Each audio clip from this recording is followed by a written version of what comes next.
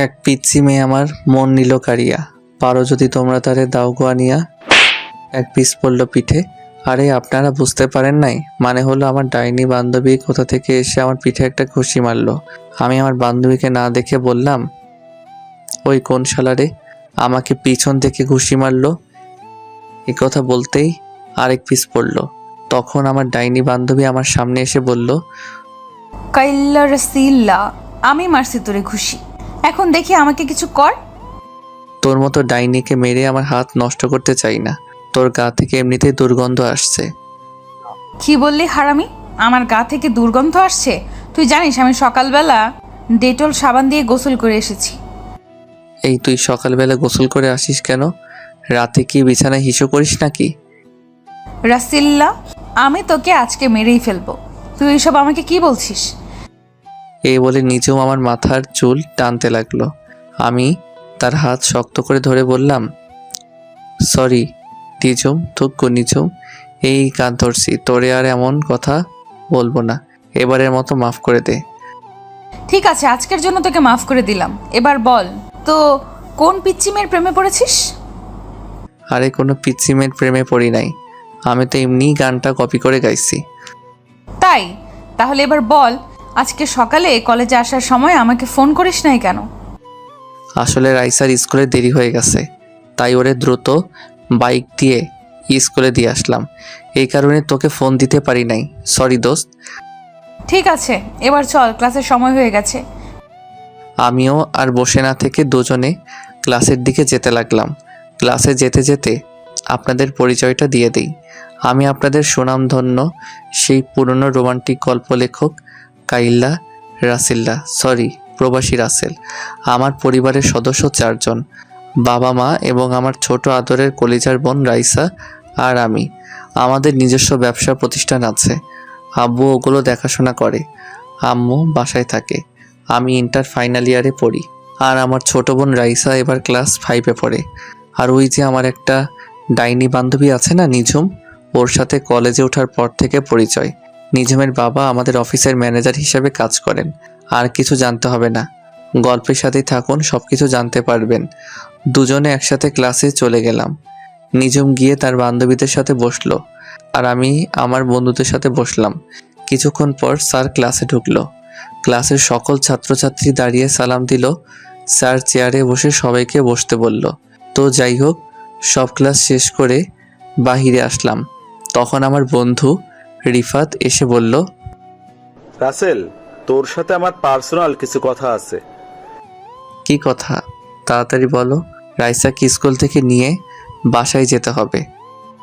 আসলে আমার নিঝুমের বান্ধবী রিয়াকে অনেক ভালো লাগে, তুই একটু ওকে বলে তার বান্ধবীর সাথে আমার লাইনটা করিয়ে দে না। ও তাহলে এই কথা? এই কারণে তো বলি, তুমি বারবার মেয়েদের দিকে তাকিয়ে থাকো কেন? তার মানে রিয়ার দিকে তাকিয়ে থাকো? ঠিকই বলেছিস, রিয়াকে প্রথম দেখায় ভালোবেসে ফেলছি। প্লিজ বন্ধু, তুই আমার আর রিয়ার লাইনটা করে দে। লাইন করে দিলে আমি কি পাবো সেটা আগে বলো। তুই যা চাস তাই পাবি। লাইন করিয়ে দিলে সবাইকে বড় রেস্টুরেন্টে খাওয়াতে হবে এবং সব বিল তোমাকে দিতে হবে। ঠিক আছে, আমি রাজি। ওকে, মনে থাকে যেন। আর এটাও মনে রাখিস, তোর লাইন ক্লিয়ার হয়ে গেছে, এখন বাসায় গিয়ে নাকে তেল দিয়ে ঘুমিয়ে পড়ো। রিফাত ঠিক আছে বলে চলে গেল। কিছুক্ষণ পর নিঝুম আসলো, তখনও আমাকে বলল, কিরে, রিফাতের সাথে দাঁড়িয়ে কি কথা বলছিস? প্রেমে পড়েছে মন, প্রেমে পড়েছে। আমার বন্ধু রিফাত একটা মেয়ের প্রেমে পড়েছে। তাই নাকি? তা মেয়েটা কে? মেয়েটার কেউ নয়, তোর বান্ধবী রিয়া। কি বলছিস তুই? তাই নাকি? তাহলে তো লাইন পুরো ক্লিয়ার। ওই ডাইনি লাইন ক্লিয়ার মানে? আমি তো তোর কথা কিছুই বুঝতে পারছি না, একটু বুঝিয়ে বল। তুই যে সময় রিফাতের সাথে কথা বলছিস, তখন রিয়া আমাকে দাঁড় করিয়ে বলছে সেও নাকি রিফাতকে পছন্দ করে ফেলছে। আমাকে বলছে তোর সাথে কথা বলে ওদের লাইনটা করে দিতে। তাহলে তো হয়ে গেল, কালকে তাহলে 5 স্টার হোটেলে খানা হবে। হয়েছে, এখন তাড়াতাড়ি চল। তুই না আবার রাইসাকে স্কুল থেকে বাসায় নিয়ে যাবি? আমি ঠিক আছে বলে পার্কিং থেকে বাইকটা নিয়ে কলেজের গেটে আসলাম। মিমকে একটা রিক্সায় উঠিয়ে দিয়ে আমি সোজা চলে গেলাম রাইসার স্কুলের সামনে। স্কুলের সামনে গিয়ে দেখি আমার কলিজার বোনটা রাগ করে গেটের সামনে বসে আছে। আমি বাইকটা নিয়ে সোজা রাইসার সামনে দাঁড়ালাম। সরি কলিজার বোন আমার, আজকে ভাইয়ার একটু দেরি হয়ে গেছে। ভাইয়া, তুমি আর কতবার এমন কথা বলবে? তুমি সবসময় আমাকে নিতে দেরি করে আসো। আমার বুঝি কষ্ট হয় না দাঁড়িয়ে থাকতে? এই যে বোন আমার, এই কানে ধরলাম, আজকের পর আর দেরি হবে না, এবারের মতো সরি। সরি বলে কাজ হবে না, আমার আইসক্রিম এবং চকলেট কিনে দিতে হবে। ঠিক আছে দিব, এবার বাইকে ওঠো। রাইসা একটা মুচকি হাসি দিয়ে বাইকের পিছনে উঠল। আমার বোনের মিষ্টি হাসি দেখলে আমার দিন অনেক ভালো কাটে। বোনের কান্না আমি সহ্য করতে পারি না। আজ পর্যন্ত রাইসারকে একটা টোকা পর্যন্ত দেই নাই। আব্বু আম্মু সবাই রাইসাকে অনেক আদর করে। আবার ভাববেন না শুধু রাইসাকে আদর করে, আমাকেও কম করে না। তো যাই হোক, রাইসাকে নিয়ে বাসায় চলে আসলাম। আসার সময় রাইসাকে আইসক্রিম এবং চকলেট কিনে দিছি। বাইক পার্কিং করে দুই ভাই বোন বাসার কলিং বেল চাপ দিলাম। খালা এসে দরজা খুলে দিল। খালা মানে কাজের বুয়া, আমি ওনাকে খালা বলে ডাকি। দুই ভাই বোন বাসার ভিতরে ঢুকে আমি আমার রুমে এবং রাইসা তার রুমে চলে গেল। আম্মু কিচেন রুমে ছিল। পরের দিন সকালে ঘুম থেকে উঠে ফ্রেশ হয়ে দুই ভাই নাস্তা করে বাসার বাহিরে এসে বাইক নিয়ে রাইসাকে তার স্কুলে নামিয়ে দিয়ে আমি কলেজে চলে আসলাম। কলেজের গেট দিয়ে ঢুকে সামনে তাকিয়ে দেখি আমার খাচ্চন্নি ডাইনি বান্ধবী আমার আগে এসে হাজির। আমি বাইকটা পার্কিং করে নিজুমের সামনে গেলাম। কিরে ডাইনি, তুই আজকে আমার আগে কলেজে? রাসেল্লা, তোরে আমি মেরেই ফেলবো। তুই আমাকে এই নাম ছাড়া অন্য নামে ডাকতে পারিস না। এর থেকে আর ভালো নাম আমি খুঁজে পাই না। তুই তো এমনিতেই একটা ডাইনি, সব সময় আমার সাথে লেগে থাকিস। কি? তার মানে তুই বলতে চাইছিস আমি সব সময় তোর সাথে ঝগড়া করি?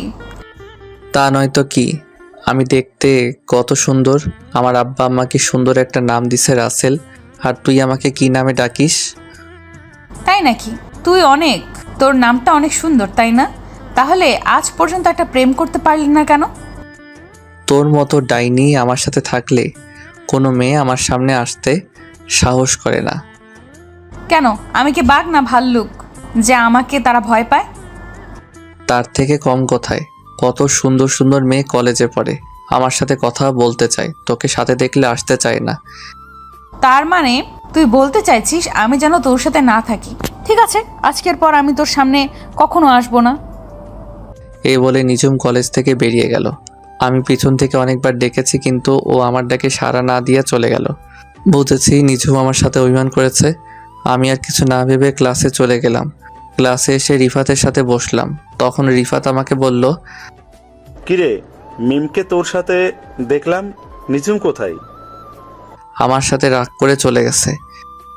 এটা তো নতুন কিছু নয়। এখন রাগ করবে, কিছুক্ষণ পর তোর 14 গোষ্ঠী উদ্ধার করবে। সেটা আমি ভালোই করে জানি, তবে আজকে একটু বেশি রেগে গেছে। মনে হয় না তাদের বাড়িতে না যাওয়া পর্যন্ত রাগ থামাতে পারবো। আচ্ছা, ওটা বাদ দে, এখন বল আমার বিষয়ে কতটুকু আগালি? তোর লাইন মনে কর ক্লিয়ার। কলেজ শেষে 5 স্টার হোটেলে নিয়ে যাস, তাহলে শোন। তারপর গতকালের সবকিছু রিফাতকে খুলে বললাম। কসকি মামা, তাহলে তো ক্লাস শেষ করে রেয়াকে প্রপোজ করব। ঠিক আছে, করিস। তারপর আরও কিছুক্ষণ কথা বলার পর ক্লাসে স্যার চলে আসলো। আমরা সবাই দাঁড়িয়ে স্যারকে সালাম দিলাম। স্যার সবাইকে বসতে বলে পড়া শুরু করলো। দেখতে দেখতে সব ক্লাস শেষ করে বাইরে আসলাম। রিফাতও আমার সাথে বের হলো। রিফাত কলেজের পাশের থেকে একটা ফুল ছিঁড়ে হাতে নিল রিয়াকে প্রপোজ করার জন্য। কিছুক্ষণ পর রিয়া ক্লাস থেকে বেরিয়ে আসলো। রিফাত রিয়ার সামনে হাঁটু গেড়ে বসে প্রপোজ করতেই এমন কিছু দেখতে পাবো সেটা কখনোই আশা করি নাই।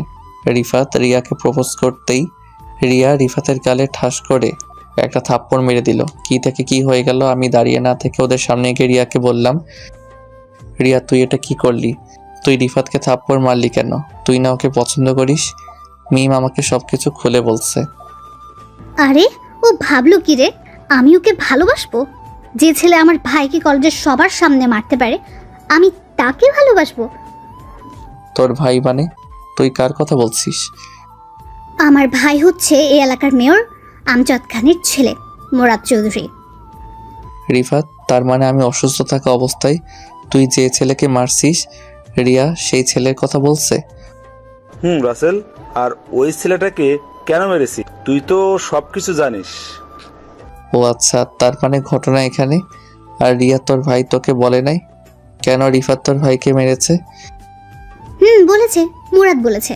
সে নাকি রাস্তা দিয়ে বাইক চালিয়ে আব্বুর এক জনসভায় যাচ্ছিল, তখন হঠাৎ রিফাত কিছু ছেলে নিয়ে আমার ভাইকে আটকে কলেজের মাঠে নিয়ে এসে অনেক মারে। এই জন্য আমি এই কলেজে নতুন ভর্তি হই, আমার ভাইয়ের প্রতিশোধ নিতে।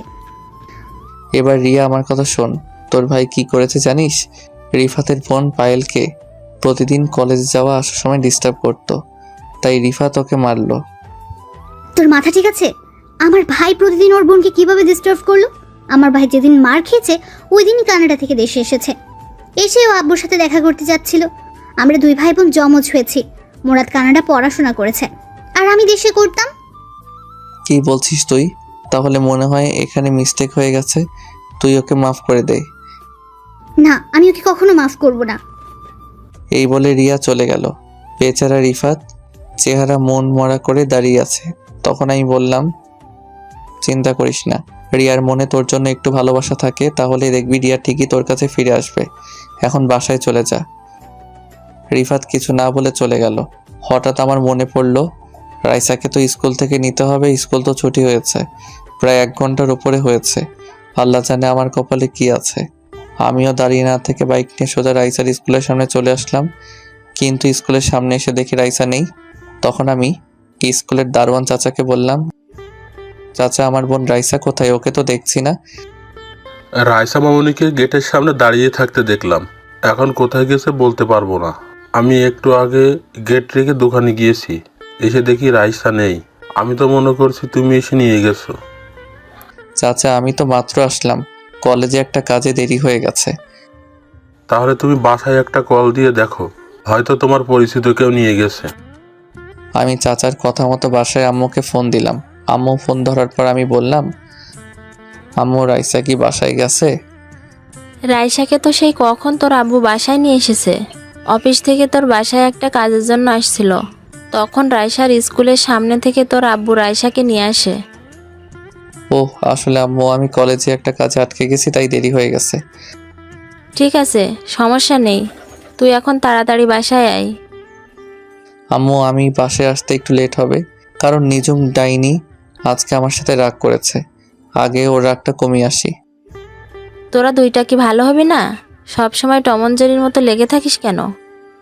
আচ্ছা ঠিক আছে, তোমার সাথে বাসায় আসলে কথা বলবো, এখন রাখি।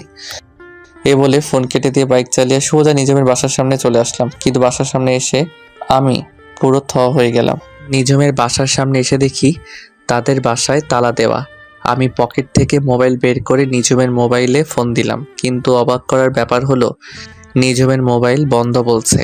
আমি অনেকবার নিজমের মোবাইলে ফোন দিলাম, কিন্তু বারবার বন্ধ বলছে। মনটা পুরো খারাপ হয়ে গেল।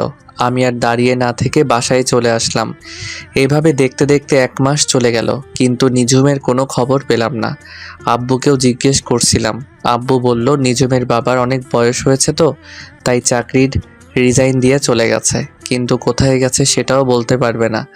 আমি নিজুমের সাথে কাটানোর সময়গুলো চিন্তা করি সব সময়। আগের মতো বাহিরে বন্ধুদের সাথে আড্ডা দেই, রাতে সবাই মিলে খাবার খাচ্ছি। তখন আব্বু বলল, কিরে রাসেল, তোর কি হয়েছে?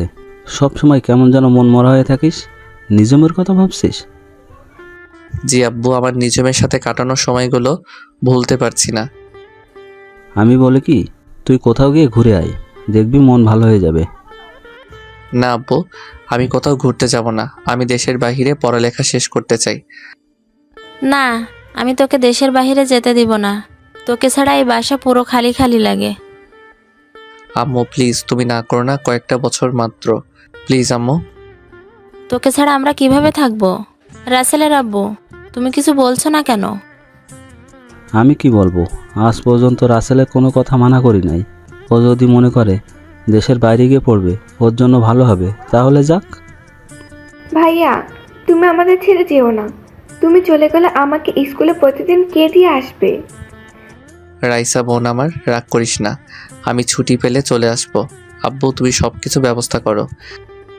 তাহলে তুই কানাডা আমার এক বন্ধু আছে, ওদের ওখানে চলে যা, আমি আকরামকে সব কিছু বলে রাখবো।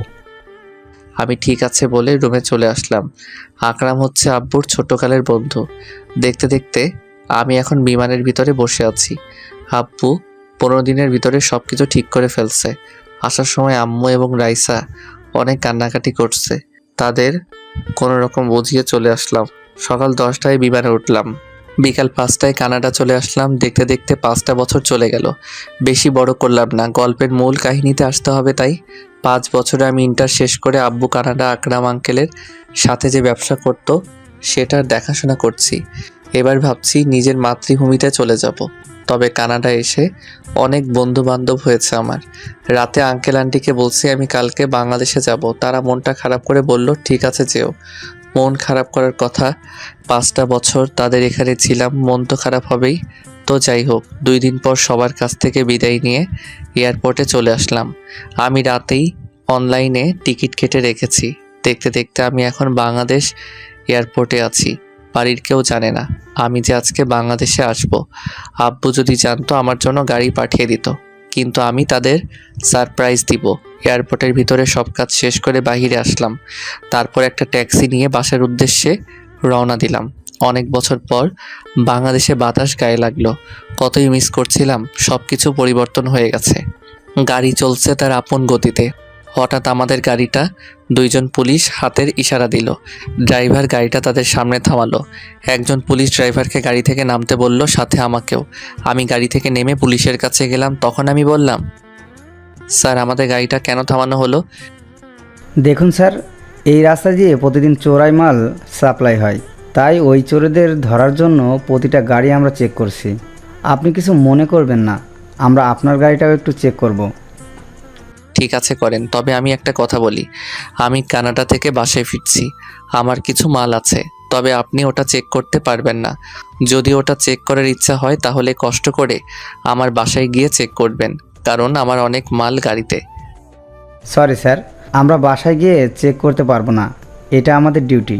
তবে স্যার আপনার পরিচয়টা দিলে ভালো হয়।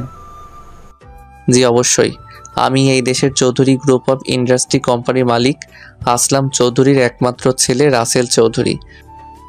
কি আপনি আসলাম চৌধুরীর ছেলে? সরি স্যার, আমরা বুঝতে পারি নাই। আপনি যেতে পারেন। শুনুন স্যার, আইন সবার জন্য সমান। আমার বাবার পরিচয় পেয়ে আপনি আমাকে চার্জ করবেন না। এটা কেমন কথা আপনি আমার গাড়ি চেক করেন? সরি স্যার, আমি পারবো না। আপনার বাবার কানে যদি এই কথা যায় তাহলে আমার চাকরি থাকবে না। আপনি কিছু বলবেন না স্যার? আপনি যদি আমার গাড়ি চেক না করেন তাহলে আমি বাবার কাছে বলবো। এবার আপনি বলুন কি করবেন? পুলিশ লোকটা আর না দাঁড়িয়ে থেকে আমার গাড়িটা কোনো রকম চেক করে বলল, স্যার হয়ে গেছে, আপনি এখন যেতে পারেন। হঠাৎ আমার পিছন থেকে মেইলি কণ্ঠে একটা মেয়ে বলল, কি হয়েছে আনোয়ার চাচা? আমি দূর থেকে এতক্ষণ তাকিয়ে দেখলাম আপনি এই লোকটার সাথে অনেকক্ষণ দাঁড়িয়ে কথা বলছেন এবং কোনো রকম গাড়িটা চেক করছেন। সমস্যা কি আমাকে বলুন। আসলে নিঝুম মামুনি, উনি হচ্ছেন এই শহরের আসলাম চৌধুরীর একমাত্র ছেলে রাসেল চৌধুরী। এবার আমি ওই মেয়েটার দিকে তাকালাম। মেয়েটার দিকে তাকিয়ে আমি পুরো থ হয়ে গেলাম। এ আর কেউ নয়, নিঝুম। নিঝুমকে দেখে আমি সাথে সাথে জড়িয়ে ধরলাম। কিন্তু নিঝুমকে জড়িয়ে ধরার পর এমন কিছু হবে সেটা কখনো ভাবতে পারিনি। আমি নিঝুমকে জড়িয়ে ধরার পর নিঝুম আমাকে জোর করে ছাড়িয়ে গালে ঠাস করে একটা থাপ্পড় মেরে দিল। থাপ্পড় মেরে নিঝুম বলতে লাগলো, তো সাহস কি করে হলো? রাস্তায় তুই একজন এসআইকে জড়িয়ে ধরিস? বড়লোকের ছেলে বলে সবাইকে পুতুল মনে করেছিস, যেমনি খুশি নাচবে? নিঝুম তুই আমার সাথে এমন করছিস কেন? এত বছর পর তোকে দেখলাম, তাই আবেগটা কন্ট্রোল করতে পারি নাই। এই মিস্টার, আমি আপনাকে চিনি না, আর রাসেল নামের কোনো ছেলের সাথে আমার কখনো পরিচয় ছিল না। আপনি এখন আসতে পারেন। আমি আর কোনো কথা বললাম না। নিঝুম সাধারণ একটা বিষয় নিয়ে এখন আমার উপর রেগে আছে, তাই বলে আমার সাথে এমন বিহেভ করবে? চোখ দিয়ে কখন যে 2 ফোঁটা পানি পড়ে গেল বুঝতে পারিনি। চোখের পানি মুছে গাড়িতে উঠলাম। একটা কথা বলতে কি, নিঝুম আগের থেকে অনেক সুন্দর হয়েছে। আর এসআইয়ের পোশাকে তো দারুণ মানিয়েছে নিঝুমকে। দেখতে দেখতে বাসার সামনে চলে আসলাম, কিন্তু বাসার সামনে এসে তো আমি আরও অবাক হয়ে গেলাম। বাসার সামনে এসে দেখি আমাদের বাড়িটা আলোকসজ্জা দিয়ে সাজিয়ে রেখেছে। বাসায় কি হচ্ছে আমি তো কিছুই জানি না। আমি গাড়ি থেকে নেমে দারোয়ান চাচাকে গেট খুলতে বললাম, তারপর গাড়ি বাসার ভিতরে ঢুকলো। আমি দারোয়ান চাচাকে বললাম, চাচা বাসা এত সুন্দর করে সাজানোর কারণ কি? ও মা, সে কি, তুমি কিছুই জানো না? আজকে রাইসা মামুনির জন্মদিন, সেজন্যই তো এত আয়োজন। ও শিট, আমি তো ভুলেই গেছি। আজকে যে রাইসার জন্মদিন, যাক ভালোই হলো। রাইসার জন্য কানাডা থেকে ওর পছন্দের একটা ঘড়ি এনেছি, ওটাই উপহার দিব রাইসাকে। আমি চাচা এবং ড্রাইভারকে বললাম আমার মালগুলো বাসার ভিতরে নিয়ে আসতে। আমি বাসার কলিং বেল চাপ দিলাম। খালা এসে দরজা খুলে দিল। বাসার ভিতরে ঢুকে দেখি পুরো বাসা মেহমান দিয়ে ভরপুর, সব নামি দামি গেস্ট। ও আপনাদের তো বলতে ভুলে গেছি, পুরো বাড়ির চারপাশে পুলিশে পাহারা দিচ্ছে। শহরের নামকরা ব্যবসায়ীর মেয়ের জন্মদিন বলে কথা। হঠাৎ কোথা থেকে রাইসা আমাকে দেখতে পেয়ে দৌড়ে এসে জড়িয়ে ধরলো এবং কান্না শুরু করে দিল। আমি রাইসাকে বললাম, এই রাইসা, কান্না করছিস কেন? ভাইয়া তুমি আজকে বাড়িতে আসবে, সেটা আগে বলো নাই কেন? আরে আমি তো তোদের সারপ্রাইজ দিব বলে বলি নাই। তাই বলে তুমি এইভাবে আসবে? তুমি জানো তোমাকে আমি অনেক মিস করছি। হয়েছে বোন, এবার কান্না বন্ধ কর। এখন তো চলে আসছে, এবার বল আব্বু আম্মু কোথায়? আম্মু পাকঘরে আছে, আব্বু তার গেস্টদের সাথে কথা বলছে। ঠিক আছে, আমি আব্বু আম্মুর সাথে দেখা করে আসি।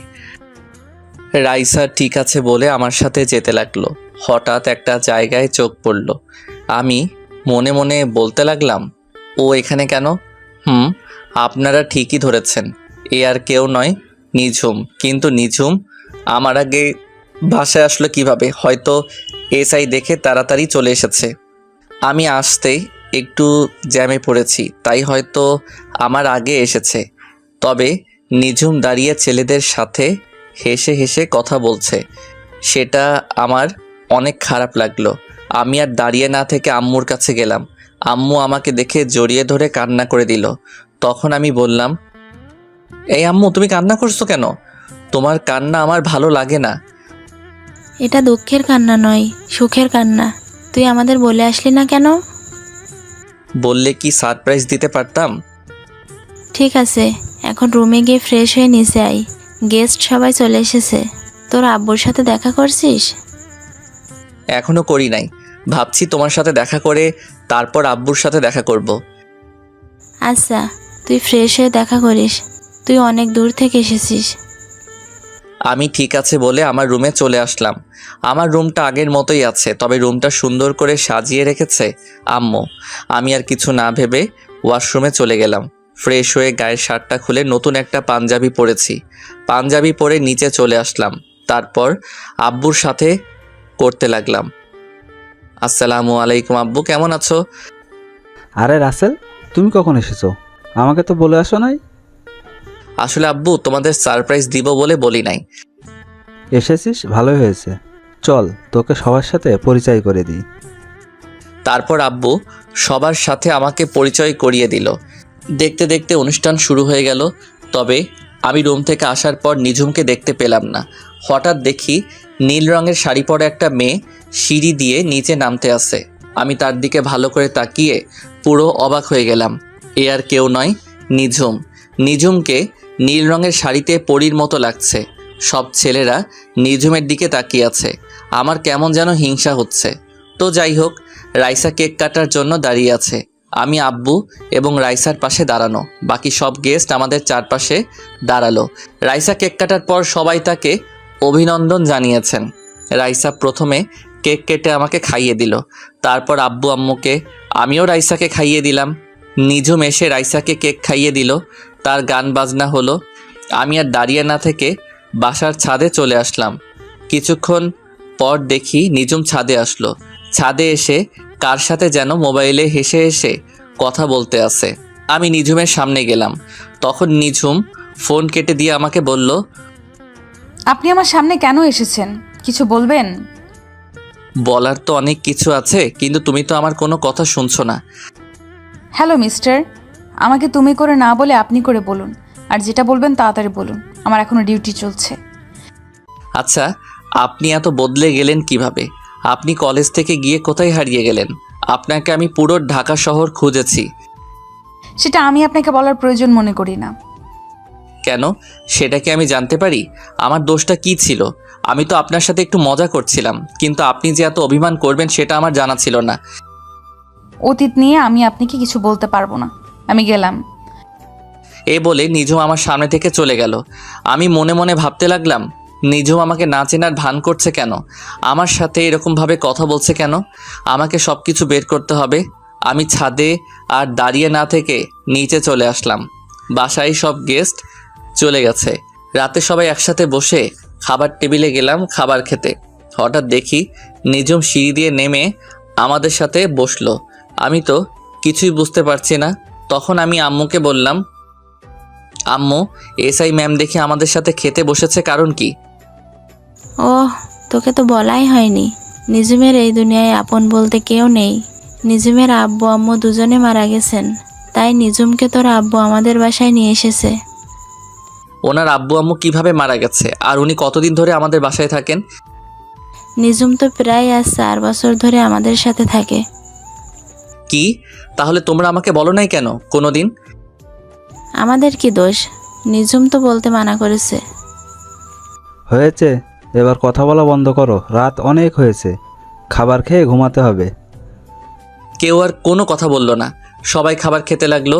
ও, আপনাদের তো বলতে ভুলে গেছি, আমি রাইসার ঘড়িটা দিয়ে দিছি। খাবার খেয়ে রুমে চলে আসলাম। রুমে এসে মোবাইলটা হাতে নিয়ে আমি তো অবাক হয়ে গেলাম। দেখি মায়াজাল আইডি থেকে আমার মোবাইলে অনেকগুলো মেসেজ এসেছে। মায়াজাল আইডিটা আমার এক মেয়ে বন্ধুর। ওর সাথে কানাডা থাকতে পরিচয়, তবে এখনও আমি বন্ধুটাকে দেখি নাই। সে বলেছে যেদিন সামনাসামনি দেখা হবে সেদিন মন ভরে দেখার জন্য। আমিও কখনো তাকে জোর করি নাই। তো যাই হোক, আমি ওকে একটা মেসেজ দিলাম। সরি, মোবাইল আমার সাথে ছিল না, তাই তোমার মেসেজের রিপ্লাই দিতে পারি নাই। সমস্যা নেই, তো কি করো তুমি? এই তো খাবার খেয়ে রুমে আসলাম। আজকে আমার ছোট বোন রাইসার জন্মদিন গেছে। কি, তুমি দেশে এসেছো? আমাকে একটু বললে না? সরি, আমি কাউকে জানাই নাই। সবাইকে সারপ্রাইজ দিতে গিয়ে নিজেই সারপ্রাইজড হয়ে গেলাম। বাসায় এসে শুনি রাইসার জন্মদিন আজকে। আমি নিজেই ভুলে গেছি রাইসার জন্মদিনের কথা। ঠিক আছে, এবারের মতো মাফ করে দিলাম। তা তোমার নিজমের কোনো খোঁজ পেলে? আসলে আমি সব কিছু ওর সাথে শেয়ার করছি। তখন আমি বললাম, খোঁজ পেয়েছি, তবে আগের নিঝুম আর এখনকার নিঝুমের মধ্যে অনেক পার্থক্য। কি বলছো তুমি? কেন হয়েছে আমাকে একটু খুলে বলো।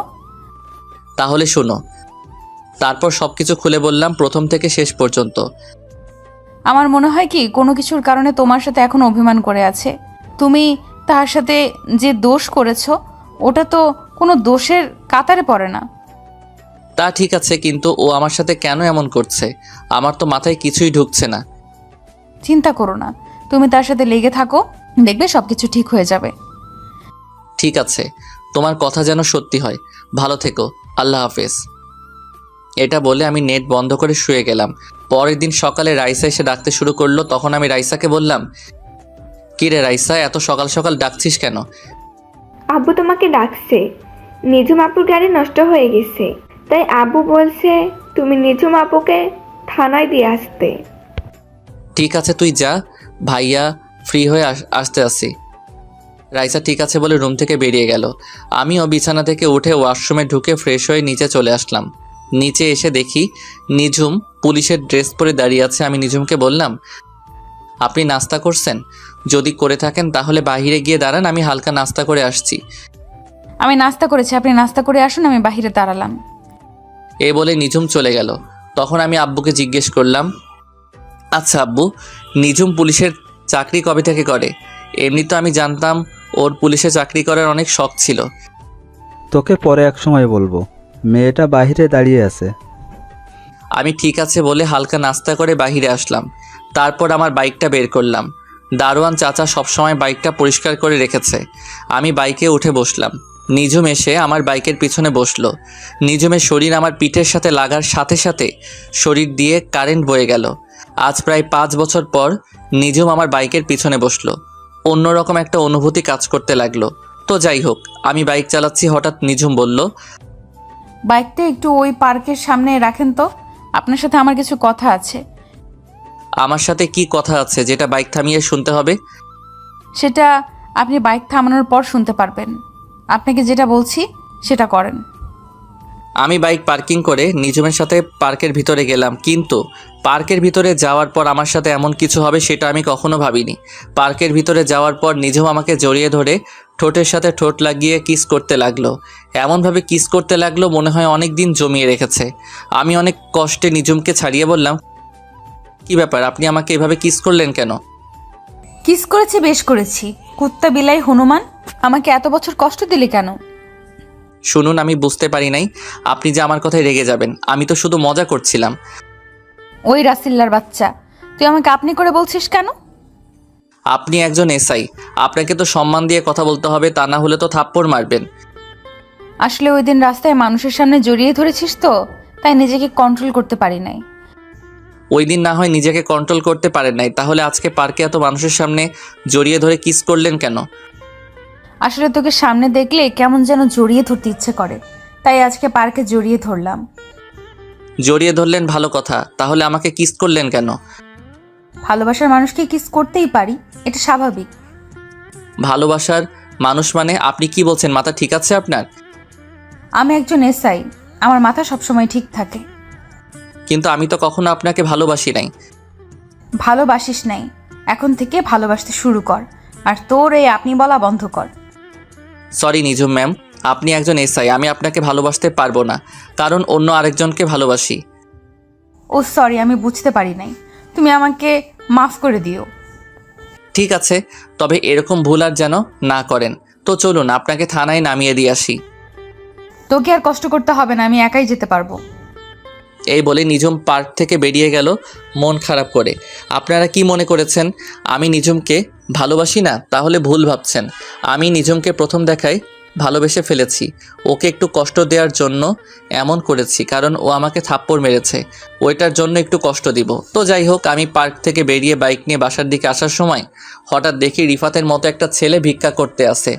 আসলে কানাডা যাওয়ার পর রিফাতের সাথে আর কোনো যোগাযোগ হয়নি। আমি বাইকটা নিয়ে ছেলেটার সামনে গেলাম। আমি দূর থেকে যেটা আন্দাজ করছি সেটাই হয়েছে। আমি রিফাতের সামনে যাওয়ার পর রিফাতের দিকে তাকিয়ে অবাক হয়ে গেলাম। কি রিফাত, কি হয়ে গেল? নোংরা জামা কাপড় পরে আছে, চেহারার দিকে তাকালে বোঝা যায় 2-3 দিন মনে হয় কিছু খাইনি। আমি রিফাতকে বললাম, কিরে রিফাত, কেমন আছিস? আর তোর এই অবস্থা কেন? তুই তো এমন ছিলি না, কি হয়েছে আমাকে সব কিছু খুলে বল। বন্ধু, তোকে সব কিছু বলবো। 2 দিন ধরে কিছু খাইনি, খুব ক্ষুধা লাগছে। এই 2 দিন ধরে পানি খেয়ে আসি। আমাকে হোটেলে ভাত খাওয়াবি? আরে তুই এটা কি বলছিস? তুই 2 দিন ধরে না খেয়ে আছিস, তাড়াতাড়ি আমার সাথে হোটেলে চল। এই বলে রিফাতকে নিয়ে একটা হোটেলে গেলাম। তারপর রিফাতকে পেট ভরে খাবার খাওয়ালাম। এরপর দুজনে রাস্তার পাশে একটা জায়গায় বসলাম। তখন আমি বললাম, এবার বল, তোর এই অবস্থা কেন? তোদের তো কখনো কোনো কিছুর কমতি ছিল না। তাহলে শোন, এই সব কিছুর জন্য ওই রিয়া মেয়েটাই দায়ী। মানে কি বলছিস তুই? রিয়া তোর সাথে কি করেছে? রিয়া শুধু আমার সাথে করে নাই, ওর বাবা মিলে করেছে। তুই বলছিস না, রিয়ার মনে যদি আমার জন্য ভালোবাসা থাকে তাহলে রিয়া ঠিকই আমার কাছে ফিরে আসবে। সেটা তো আমি বলেছি, তারপর কি হলো?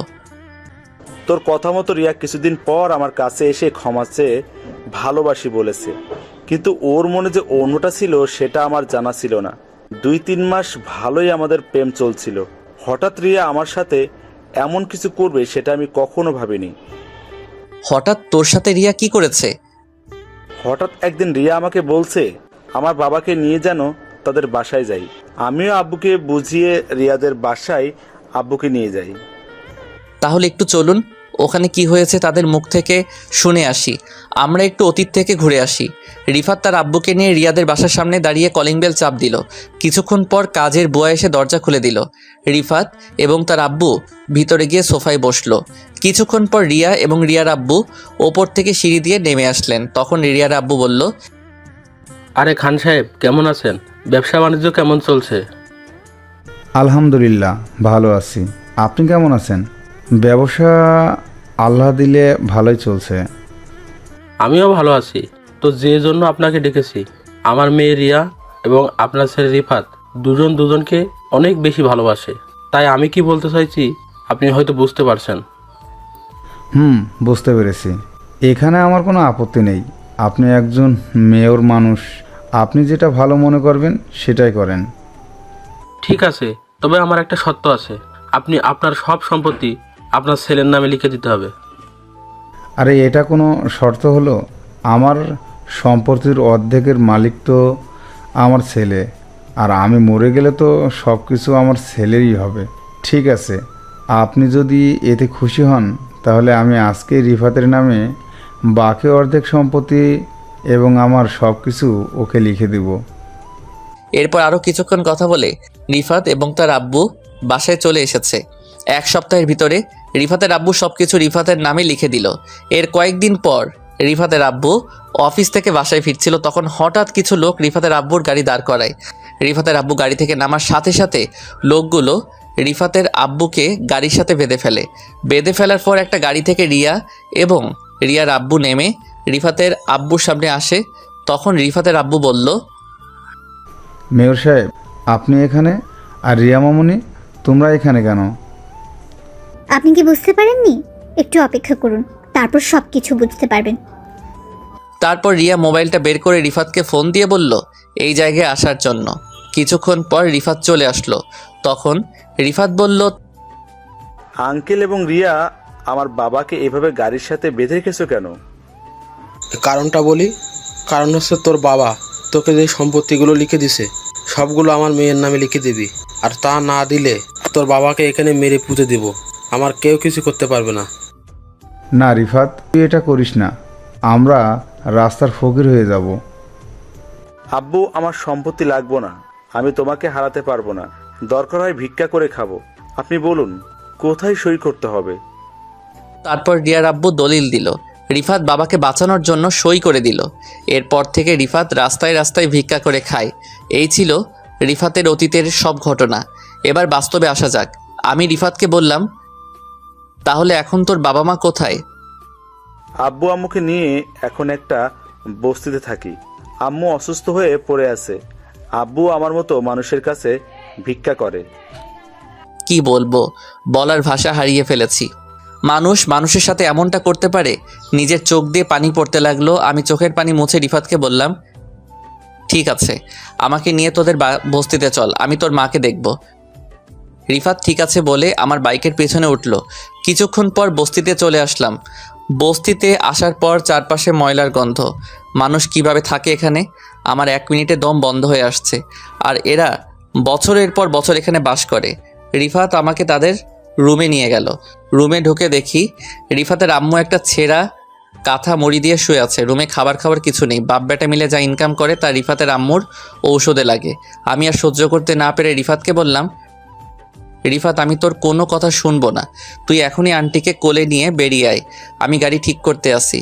তোরা সবাই আজকে থেকে আমার বাসায় থাকবি, আর রিয়া আর মেয়রের ব্যবস্থা পরে করব। এই বলে আমি বস্তির ভিতর থেকে বেরিয়ে আসলাম।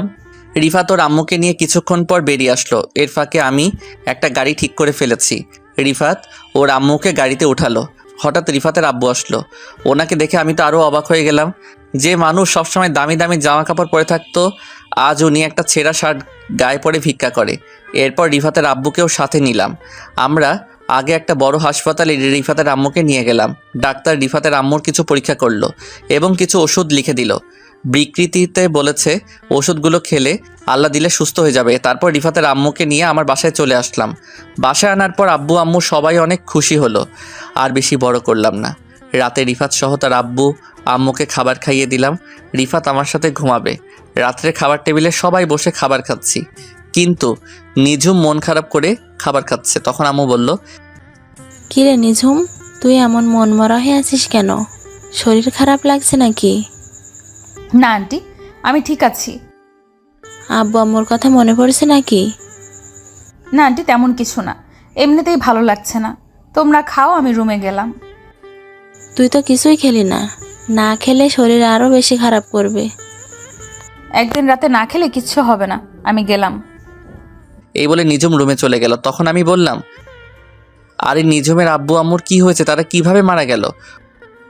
নিঝুমের আব্বু চাকরি রিজাইন দেওয়ার পরে তাদের গ্রামের বাসায় চলে যায়। কয় মাস যাওয়ার পরে নিঝুমের আব্বু অনেক অসুস্থ হয়ে পড়ে। তারপর নিঝুম তার আব্বুকে নিয়ে ঢাকায় আসে। ঢাকায় আসার পর নিজুমের আব্বুর ক্যান্সার ধরা পড়ে। যা টাকা জমানো ছিল সব টাকা শেষ হয়ে গেছে। আমি কিছুই জানতাম না, আমাকে একটাবার বলে নাই। হঠাৎ একদিন রাতে নিজুমের আব্বু হাসপাতালে মারা যায়।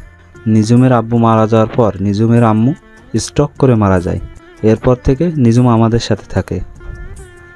ও, তোমরা পরে খবর পেলে কিভাবে? আর নিজুম পুলিশের চাকরি কবে থেকে করে? যেদিন নিজুমের আব্বু আম্মু মারা যায় সেদিন রাতে আমার অফিসের এক কর্মী তার বউকে নিয়ে হাসপাতালে যায়। তখন নিজুমকে দেখে সামনে যায়, গিয়ে দেখে ওর আব্বু আম্মুর লাশ। তখন ওই কর্মী আমাকে ফোন দিয়ে বলে, আমি সাথে সাথে হাসপাতালে ছুটে যাই। এরপর নিজুমের কাছ থেকে সব কিছু শুনি। তারপর নিজুমের আব্বু আম্মুকে ঢাকার বড় কবরস্থানে দাফন সম্পন্ন করে। নিজুমকে আমাদের বাসায় নিয়ে আসি। সব কিছু বুঝলাম, এখনও তো বললে না নিজুম পুলিশের এসআই কিভাবে হলো? আসলে আমার সাথে তো প্রধানমন্ত্রীর সাথে ভালো সম্পর্ক, তাই ওনাকে বলে নিজুমকে পুলিশের এসআই বানিয়ে দিল। নিজুমের এমনিতেই পুলিশের চাকরি করার অনেক শখ, তাই ওকে এসআই পদ দিল। তার মানে ট্রেনিং ছাড়া সরাসরি পুলিশের এসআই? পুলিশের চাকরি কিভাবে করতে হয় ও কি বোঝে? পুলিশের কোনো যোগ্যতা ছাড়া ডাইরেক্ট এসআই? তো কি হয়েছে, এখন বেশি কথা না বলে খা। আমি আর কোনো কথা না বলে খাবার খেয়ে রুমে চলে আসলাম। রুমে এসে দেখি রিফাত ঘুমিয়ে গেছে। আমি বিছানায় শুয়ে মোবাইলটা হাতে নিয়ে পুরো টাস্কি খেয়ে গেলাম, কারণ মায়াজাল আইডি থেকে অনেকগুলো মেসেজ এসেছে। আমি সাথে সাথে রিপ্লাই দিলাম, কেমন আছো, কি করো, খাওয়া দাওয়া হয়েছে? আসলে মোবাইল আমার হাতে ছিল না, রুমে মোবাইল রেখে খাবার খেতে গিয়েছিলাম। তাই বলে তুমি এতগুলো মেসেজ একসাথে করবে? ঠিক আছে বাবা, তুমি একটা একটা করে রিপ্লাই দাও। আলহামদুলিল্লাহ ভালো আছি, আমি খাবার খেয়ে শুয়ে আছি। আমি তোমাকে একটা কথা বলতে চাই। কি কথা বলবে বলো? আসলে রাসেল, আমি তোমার সাথে কথা বলতে বলতে কখন যে তোমাকে ভালোবেসে ফেলেছি। তুমি কি পাগল হয়েছো? আজ পর্যন্ত তোমার নাম, বাড়ি কোথায়, তোমার চেহারা, তুমি ছেলে নামে কিছুই জানি না, শুধু মেসেজে কথা বলছি। এতেই তুমি আমাকে ভালোবেসে ফেলছো। কিন্তু আমি তো তোমাকে ভালোবাসতে পারবো না, কারণ আমার জীবনে একজন মনের মানুষ আছে। আমি তোমাকে বন্ধু ছাড়া কিছুই ভাবি না। ঠিক আছে, আজকে তাহলে তুমি আমার সাথে দেখা করো, তারপর আমার চেহারা, আমার নাম, বাড়ি কোথায় সব কিছু জানতে পারবে। দরকার নেই দেখা করার, আর করলেও কখন আমি তোমাকে ভালোবাসতে পারবো না। আমি একজনকে অনেক অনেক বেশি ভালোবাসি। আচ্ছা, সে মেয়েটা আমার থেকে বেশি সুন্দর হবে। আমি কি তোমাকে দেখেছি নাকি তুমি সুন্দর নাকি অসুন্দর? আর তুমি বিশ্ব সুন্দরী হলেও আমি তোমাকে ভালোবাসতে পারবো না। আমার এই মন শুধু একজনকে দিয়েছি। ওই মেয়েটার নাম কি, বাড়ি কোথায়? ওই মেয়েটা আমার কলেজ লাইফের বান্ধবী, তার নাম নিঝুম। সে কি তোমাকে কখনো ভালোবাসার কথা বলেছে? আমাকে সে অনেক বেশি ভালোবাসে, কিন্তু আমি তাকে মানা করে দিয়েছি, কারণ সে আমাকে অনেক কষ্ট দিয়েছে। একটা সাধারণ বিষয় নিয়ে আমার সাথে অভিমান করে দূরে চলে গেছে। রাস্তায় সবার সামনে আমাকে থাপ্পড় মেরেছে। সেজন্য তাকে একটু কষ্ট দিব। যাই করো, তবে বেশি কষ্ট দিও না, পরে আবার হারিয়ে ফেলবে। এবার ওকে হারাতে দিলে তো। ওর জন্য নিজের দেশ ছেড়ে বাহিরে চলে গেছি। নিজের দেশে পুরো 1 মাস খুঁজেছি। আমাকে এত কষ্ট দেওয়ার জন্য তাকেও আমার ভালোবাসা পাওয়ার জন্য কষ্ট করতে হবে। ঠিক আছে, তোমার ভালোবাসা আর পেলাম না। আমার ভালোবাসা না হয় একতরফা নিয়ে বেঁচে থাকবো। এ বলে মায়াজাল অফলাইনে চলে গেল। আমি মোবাইল রেখে ঘুমিয়ে গেলাম। পরের দিন সকালবেলা সবাই মিলে নাস্তা করছি, আর নিঝুমের দিকে তাকিয়ে দেখি আজকে কেমন যেন খুশি খুশি লাগছে তাকে। গতকাল দেখলাম মন খারাপ, আজকে দেখি খুশি। আমি নিঝুমের দিক থেকে চোখ সরিয়ে ফেললাম। তখন আমি আব্বুকে বললাম, আব্বু তুমি রিফাতকে আমাদের অফিসে বড় একটা পোস্টে কাজে লাগিয়ে দাও। আরে এটা অনেক কথা বলছিস, রিফাত ওর নিজের অফিস মনে করে চালাবে। ওর যখন মন চাই অফিসে যেতে পারে। ঠিক আছে আঙ্কেল, তবে আম্মু আরেকটু সুস্থ হোক, তারপর যাব। ঠিক আছে বাবা, আমি তোমাকে এখন যেতে বলছি না। তবে আঙ্কেল, আমার একটা শর্ত আছে। আমি চাকরি করার পর আমি আব্বু আম্মুকে নিয়ে অন্য বাসায় থাকবো। তুমি একথা কেন বলছো সেটা আমি বুঝতে পারছি, সমস্যা নাই। আমি অফিস থেকে তোমাকে একটা ফ্ল্যাট দিব, তুমি ওখানে তোমার আব্বু আম্মুকে নিয়ে থেকো। আর অফিসে যাওয়ার জন্য একটা নিউ কার তোমাকে দেয়া হবে। সেটা হলে তো আরও বেশি ভালো হয়। আপনি সব কিছু ব্যবস্থা করুন। আব্বু ঠিক আছে বলে রুমে চলে গেল। তখন নিঝুম আম্মুকে বলল, আন্টি, আমি একটু মার্কেটে যাব, তুমি রাসেলকে বলো আমাকে নিয়ে যেতে। আপনার গাড়ি থাকতে আমাকে বলছেন কেন? আর আমি আপনাকে কোথাও নিয়ে যেতে পারবো না। রাসেল, মেয়েটা এত করে যখন বলছে, তুই বাবা নিজুমকে নিয়ে মার্কেটে যা। আম্মু, এত সকালে কি এখনো মার্কেট খুলছে নাকি? সমস্যা নেই, মার্কেট না খোলা থাকলে আমি বসে থাকবো, তুমি চলে এসো। আমি ঠিক আছে বলে বাইরে এসে আব্বুর নতুন গাড়িটা বের করলাম। কিছুক্ষণ পর নিজুম এসে বলল, তুমি গাড়ি নিছো কেন? তোমার বাইক নাও। হ্যালো এসআই ম্যাম, আমার যেটা ভালো লাগে আমি সেটাই নিব। আমি আপনার চাকর না যে আপনি যেটা বলবেন আমি সেটাই করব। নিজুম মুখ ভেক্সি দিয়ে গাড়িতে উঠলো। কিছুক্ষণ পর মার্কেটের সামনে চলে আসলাম। তখন নিজুম বলল, তুমি 5টা মিনিট দাঁড়াও, আমি ভেতর থেকে আসছি। এই বলে নিজুম গাড়ি থেকে নেমে মার্কেটের ভিতরে ঢুকে গেল। আমি গাড়ির ভিতরে বসে মোবাইল টিপতে লাগলাম। প্রায় আধা ঘন্টা হয়ে গেল, নিজুমের আসার কোনো নাম গন্ধ নেই। 5 মিনিটের কথা বলে গেছে। আমি গাড়ি থেকে নেমে মার্কেটের ভিতরে গেলাম। অনেকক্ষণ খুঁজলাম, পেলাম না। তাই মার্কেট থেকে বের হয়ে আসতে হঠাৎ একটা জায়গায় চোখ পড়লো। একটু শিওর হবার জন্য সামনে গেলাম। তারপর নিজের চোখে যেটা দেখলাম তার জন্য মোটেও প্রস্তুত ছিলাম না। এটা আমি কি দেখলাম? নিজের চোখকে বিশ্বাস করাতে পারছি না। তাহলে চলুন কি দেখেছি। আমি দেখলাম একটা ছেলে নিজুমকে কিস করছে। নিজুমও ছেলেটার সাথে তাল মিলিয়ে যাচ্ছে।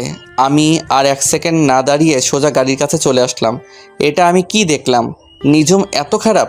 গতকাল আমাকে ভালোবাসার কথা বলছে, একদিন না যেতে আরেকটা ছেলের সাথে নিজুম। তার মানে নিজুম এত খারাপ? আমি তাকে অনেক ভালো মনে করেছি। আমি মনে করছি কিছুদিন পর নিজুমকে আপন করে নিব, কিন্তু নিজুম যে এমন করবে সেটা কখনো ভাবতে পারিনি। এই সব কিছু ভাবছি আর চোখ দিয়ে পানি পড়তে লাগলো। কিছুক্ষণ পর দেখি নিজুম ওই ছেলেটাকে বিদায় দিয়ে গাড়ির কাছে আসছে। তার আগেই আমি চোখের পানি মুছে ফেলছি। নিজুম আমার সামনে এসে বলল, চলো, আমার কাজ শেষ, তুমি আমাকে থানায় নামিয়ে দিয়ে আসো। আচ্ছা ওই ছেলেটাকে? আপনাকে দেখলাম ওই ছেলেটার সাথে হেসে হেসে কথা বলতে। ওর নাম আকাশ। আমরা দুজন দুজনকে অনেক বেশি ভালোবাসি। ছেলেটা অনেক দিন আমার পেছনে ঘুরেছে, এমনকি আমাকে ভালোবাসার কথা বলেছে।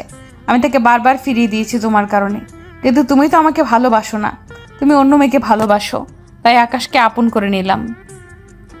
একদিন না যেতে আরেকটা ধরে ফেললেন? বাহ, ভালোই। ঠিক আছে, গাড়িতে ওঠেন, আপনাকে থানায় নামিয়ে দিয়ে আসি। এই বলে আমি গাড়িতে উঠলাম। নিজুমও গাড়িতে উঠল। তারপর নিজুমকে নিয়ে থানায় চলে আসলাম। নিজুম গাড়ি থেকে নেমে সোজা থানার ভিতরে চলে গেল। আমি গাড়ি ঘুরিয়ে বাসায় চলে আসলাম। নিজের রুমে এসে বিছানায় শুয়ে শুয়ে অনেক সময় কান্না করছি। তার মানে আমি নিজুমকে হারিয়ে ফেলেছি। আব্বু আম্মু বলেছে নিজুমের মনে কষ্ট না দেওয়ার জন্য, কারণ নিজুম বাবা মা মরা মেয়ে। এই সব কিছু ভাবতে ভাবতে কখন যে ঘুমিয়ে গেছি মনে নাই। হঠাৎ আম্মু এসে ডাকতে শুরু করলো। তখন আমি ঘুম থেকে উঠে বিছানায় বসলাম। আম্মু বলল, কিরে রাসেল, তোর কি শরীর খারাপ নাকি? এই অবেলায় শুয়ে আছিস? না আম্মু, আমি ঠিক আছি। বলো কেন ঠেকেছ? রায়সার হাত খরচ শেষ হয়ে গেছে, তুই একটু করে রায়সার হাত খরচ দিয়ে আয়। আমি ঠিক আছে বলে বিছানা থেকে উঠে ফ্রেশ হয়ে একটা জামা গায়ে দিয়ে বাসা থেকে বেরিয়ে বাইক নিয়ে সোজা রাইসার হোস্টেলে চলে আসলাম। আসলে রাইসার সামনে এসএসসি পরীক্ষা, তাই রাইসাকে হোস্টেলে দেওয়া হয়েছে। আমি রাইসাকে ফোন দিয়ে নিচে আসতে বললাম। কিছুক্ষণ পর রাইসা নিচে আসলো, আমাকে দেখে জড়িয়ে ধরলো। তখন আমি বললাম, এই রাইসা ছাড়ো আমাকে। মানুষ দেখলে কি বলবে? মানুষ বলবে বুড়ি বোন ভাইকে জড়িয়ে ধরেছে। মানুষ দিয়ে আমার কি? আমি এখনো তোমার কাছে ছোট ভাইয়া। আমি জানি তো তুই আমার এখনো সেই ছোট্ট বোন। এখন বল কত টাকা লাগবে? তোমার যত টাকা মন চায় দিয়ে যাও। আর তুমি তো জানো আমি বাহিরের খাবার খাওয়া কমিয়ে দিচ্ছি। ঠিক আছে, এই নে, এখানে 20,000 টাকা আছে, এগুলো রাখ। শেষ হয়ে গেলে ভাইয়াকে একটা ফোন দিস। রাইসা ঠিক আছে বলে ভিতরে চলে গেল। আমি দাঁড়িয়ে না থেকে বাইক নিয়ে বাসায় যাওয়ার সময় হঠাৎ একজনকে দেখে আমার মাথা পুরো গরম হয়ে গেল। সে আর কেউ নয়, আসলাম মেয়রের মেয়ে রিয়া। রিয়া দেখে একজন রিক্সা চালককে মারতে আসছে। আমি বাইক নিয়ে সোজা রিয়ার সামনে গেলাম। বাইকটা দেখে রিয়াকে ঠাস করে একটা থাপ্পড় মেরে দিলাম। রিয়া গালে হাত দিয়ে আমাকে বলল, রাসেল, তুই আমাকে থাপ্পড় মারছিস কেন? তুই রাস্তায় এই বুড়ো মানুষটাকে মারছিস কেন? মারবো না তো কি করব? উনি আমার কাছ থেকে 50 টাকার ভাড়া 100 টাকা চাইলো কেন? চাচা, আপনি 50 টাকার ভাড়া 100 টাকা কেন চেয়েছেন? উনি মার্কেটে নিয়ে গিয়ে প্রায় 2 ঘন্টা দাঁড় করিয়ে রেখেছে। তাই আমি 50 টাকা বেশি চেয়েছি। এ কারণে মেয়েটা আমাকে মারছে। কিরে, চাচা যেটা বলছে সেটা কি সত্যি? ঠিক বলেছে, তাই বলে 50 টাকা বেশি চাইবে কেন? আমার ইচ্ছে করছে তোকে আরো কয়েকটা থাপ্পড় মারি। গরিব কি মানুষ মনে হয় না? তোর বাবার বয়সে একজন মানুষের গায়ে হাত তুলতে তোর হাতটা কাঁপলো না? না, আমার হাত কাঁপে না। এসব গরিব নোংরা মানুষদের আমি দেখতেই পারি না। দেখতে যখন পারিস না, তাহলে নোংরা মানুষের রিকশায় উঠছিস কেন? আমার গাড়িটা হঠাৎ রাস্তায় নষ্ট হয়ে যায়, তাই কোনো গাড়ি না পেয়ে ওনার রিক্সায় উঠি। তুই এখনই আমার সামনে থেকে যা, তা না হলে রাস্তায় সবার সামনে আরো কয়েকটা থাপ্পড় মারবো। তোর বাপ মেয়ের দেখে মানুষকে মানুষ মনে করিস না। ঠিক আছে, আমি যাচ্ছি, তবে তোর এই থাপ্পড়ের প্রতিশোধ আমি কিন্তু নিবই। আরে যা যা, পারলে আমার বালটা সোজা করে দেখাইস। তোর মতো মেয়েকে সোজা করতে আমি রাসেল একাই যথেষ্ট। রিয়া আর কিছু না বলে চলে গেল। তখন আমি চাচাকে কিছু টাকা দিয়ে বাসায় পাঠিয়ে দিলাম। রাস্তার সব মানুষ এতক্ষণ দাঁড়িয়ে দাঁড়িয়ে আমার কাহিনী দেখেছে। হয়তো তারা ভাবছে আমার মতো ছেলের এত সাহস কোথা থেকে আসলো। এলাকার মেয়রের মেয়ের গায়ে হাত তুলছি। তো যাই হোক, আমি বাইক নিয়ে সোজা বাসায় চলে আসলাম। বাসায় এসে নিজের রুমে চলে গেলাম। তারপর ফ্রেশ হয়ে খাবার খেয়ে রুমে চলে আসলাম। দেখতে দেখতে সপ্তাহখানিক চলে গেল। নিঝুমের সাথে এখন আগের মতো কথা বলি না, আর নিঝুমও আমার সাথে তেমন কথা বলে না, কারণ নিঝুম তার আকাশকে নিয়ে সবসময় বিজি থাকে। আমি নিজেকে অনেক কন্ট্রোল করে রাখছি। রাতে বিছানায় শুয়ে শুয়ে মোবাইল টিপতে আসি। হঠাৎ নিঝুম আমার রুমে আসলো। তখন নিঝুম আমাকে বলল, রাসেল, তোমাকে একটা কথা বলার আছে। কি কথা বলবেন? একটু তাড়াতাড়ি বলুন, আমি একটু বাইরে যাব। আসলে আমি আকাশকে অনেক ভালোবাসি। আকাশ বলছে আঙ্কেল আন্টির কাছে আমাদের ব্যাপারে বলতে, কিন্তু আমি ভয় বলতে পারছি না। তুমি একটু আমার হয়ে বলে দাও না। সরি, আমি পারবো না। আপনারটা আপনি বলুন। প্লিজ রাসেল, আমি আকাশকে হারাতে পারবো না। আকাশের বাসায় আকাশকে বিয়ের জন্য চাপ দিচ্ছে। আমার বুকটা ফেটে যাচ্ছে নিঝুমের এমন কথা শুনে। যে মেয়ে আমাকে ভালোবাসার কথা বলে, পরের দিন আরেকটা ধরতে পারে, তাকে কিভাবে বিশ্বাস করব? তখন আমি নিঝুমকে বললাম, ঠিক আছে, আমি আব্বু আম্মুকে সময় করে বলবো, আপনি এখন আসতে পারেন। নিঝুম আর কোনো কথা না বলে আমার রুম থেকে বেরিয়ে গেল। নিঝুমের এমন কথা শুনে মনটা খারাপ হয়ে গেল, কারণ নিঝুমকে আমি অনেক ভালোবেসে ফেলেছি। কিন্তু নিঝুম আর আকাশের কাহিনীটা আমার চোখের সামনে ভেসে উঠলে নিঝুমের প্রতি ঘৃণা হয়। না, ওর মতো মেয়ের জন্য নিজেকে কষ্ট দিয়ে লাভ নেই। ও ওর মতো থাকুক, আমি আমার মতো চলি। তো যাই হোক, রাতে বাসা থেকে বেরিয়ে একটু বাইরে গেলাম। বাহিরের কাজটা সেরে আবার বাসায় চলে আসলাম। রাতে বিছানায় শুয়ে শুয়ে মোবাইল টিপতে আসি, হঠাৎ মায়াজাল থেকে মেসেজ আসলো। কেমন আছো রাসেল? কি করো? রাতের খাবার খেয়েছো? আলহামদুলিল্লাহ ভালো আছি, তুমি কেমন আছো? আর আমি এখনো রাতের খাবার খাইনি, আর একটু পরে খাবো। আলহামদুলিল্লাহ, আমিও ভালো আছি, তবে বেশি ভালো না। আর তোমার নিঝুমের সাথে প্রেম কেমন চলছে? নিঝুম আমাকে ভালোবাসার কথা বলে এখন অন্য আরেকজনকে ভালোবাসে। কি বলছো তুমি? একটা মেয়ে একদিনে কেমন করে পাল্টে গেল? সেটা তো আমিও ভাবছি, কিন্তু তাদের দুজনকে দেখে বোঝা যাচ্ছে একজন আরেকজনকে অনেক বেশি ভালোবাসে। তাহলে তুমি নিঝুমকে তোমার ভালোবাসার কথা বলে দাও। না, আমি চাই না ওর মনে কষ্ট দিতে। সে যদি আকাশ ছেলেটাকে নিয়ে সুখে থাকে, তাহলে আমি আর ওদের ভিতরে ঢুকতে চাই না। তুমি কি পারবে নিঝুমকে ছাড়া থাকতে? তোমার কষ্ট হবে না? কষ্টকে মাটি চাপা দিয়ে রেখেছি। আচ্ছা ঠিক আছে, ভালো থেকো। আমাকে খাবার খাওয়ার জন্য ডাকছে। এই বলে অফলাইনে চলে গেলাম। আমি মায়াজালের সাথে কথা বলার ফাঁকে খালা খাবার খাওয়ার জন্য ডেকে গেছে। আমি রুম থেকে বেরিয়ে খাবার টেবিলে চলে গেলাম। সবাই মিলে একসাথে খাবার খেলাম। নিঝুমকে দেখে বোঝা যাচ্ছে সে অনেক খুশি। খুশি থাকবেই না কেন? মনের মতো ভালোবাসার মানুষ পেয়েছে। আমি খাবার খেয়ে রুমে চলে আসলাম। কিছুক্ষণ পর রিফাত আমার রুমে আসলো। ও আপনাদের তো বলতে ভুলে গেছি, রিফাত এখন আব্বুর সাথে অফিসে দেখাশোনা করে। রিফাত আমার রুমে এসে বিছানায় বসে বলল, কিরে রাসেল, তোরে দেখি সবসময় চুপচাপ থাকিস, কি হয়েছে তোর? আমার আবার কি হবে, আমি তো ঠিকই আছি। রাসেল, তুই আমার কাছে কিছু লুকাইস না, কি হয়েছে আমাকে খুলে বল। ঠিক আছে, তুই যখন বলেছিস তাহলে শোন। তারপর রিফাতকে সবকিছু খুলে বললাম। এটা আমার বিশ্বাস হচ্ছে না, নিঝুম এত খারাপ মেয়ে হতে পারে না। আমি নিজের চোখে তাদের দুজনকে কিস করতে দেখেছি। মাঝে মাঝে চোখের দেখা ভুল হয়। আমি তোকে একটা বুদ্ধি দেই, সেটা কাজে লাগিয়ে দেখতে পারিস, তাহলে বুঝতে পারবো নিজুম কি তোর সাথে অভিনয় করেছে নাকি আকাশকে সত্যি ভালোবাসে? দেখি শুনি তোর কি বুদ্ধি। তাহলে শোন, তুই একটা মেয়ে ভাড়া কর, তারপর ওই মেয়েটিকে নিয়ে সবসময় নিজুমের সামনে চলাফেরা করবি আর নিজুমের রিয়াকশন দেখবি। মেয়েটার সাথে এমনভাবে চলবি যেন বয়ফ্রেন্ড গার্লফ্রেন্ডের মতো লাগে, তারপর বোঝা যাবে। তোর কি মনে হয় এমনটা করলে সব কিছু বুঝতে পারবো তো? 109% কাজে লাগবে, তুই ট্রাই করে দেখ। ঠিক আছে, কালকে থেকে শুরু করব। তবে মেয়ে পাবো কোথায়? হোটেলে মেয়ের অভাব আছে নেই, ওখান থেকে একটা ভাড়া করে নিয়ে আসবি। তাই বলে হোটেলের মেয়ে নিয়ে আসবো?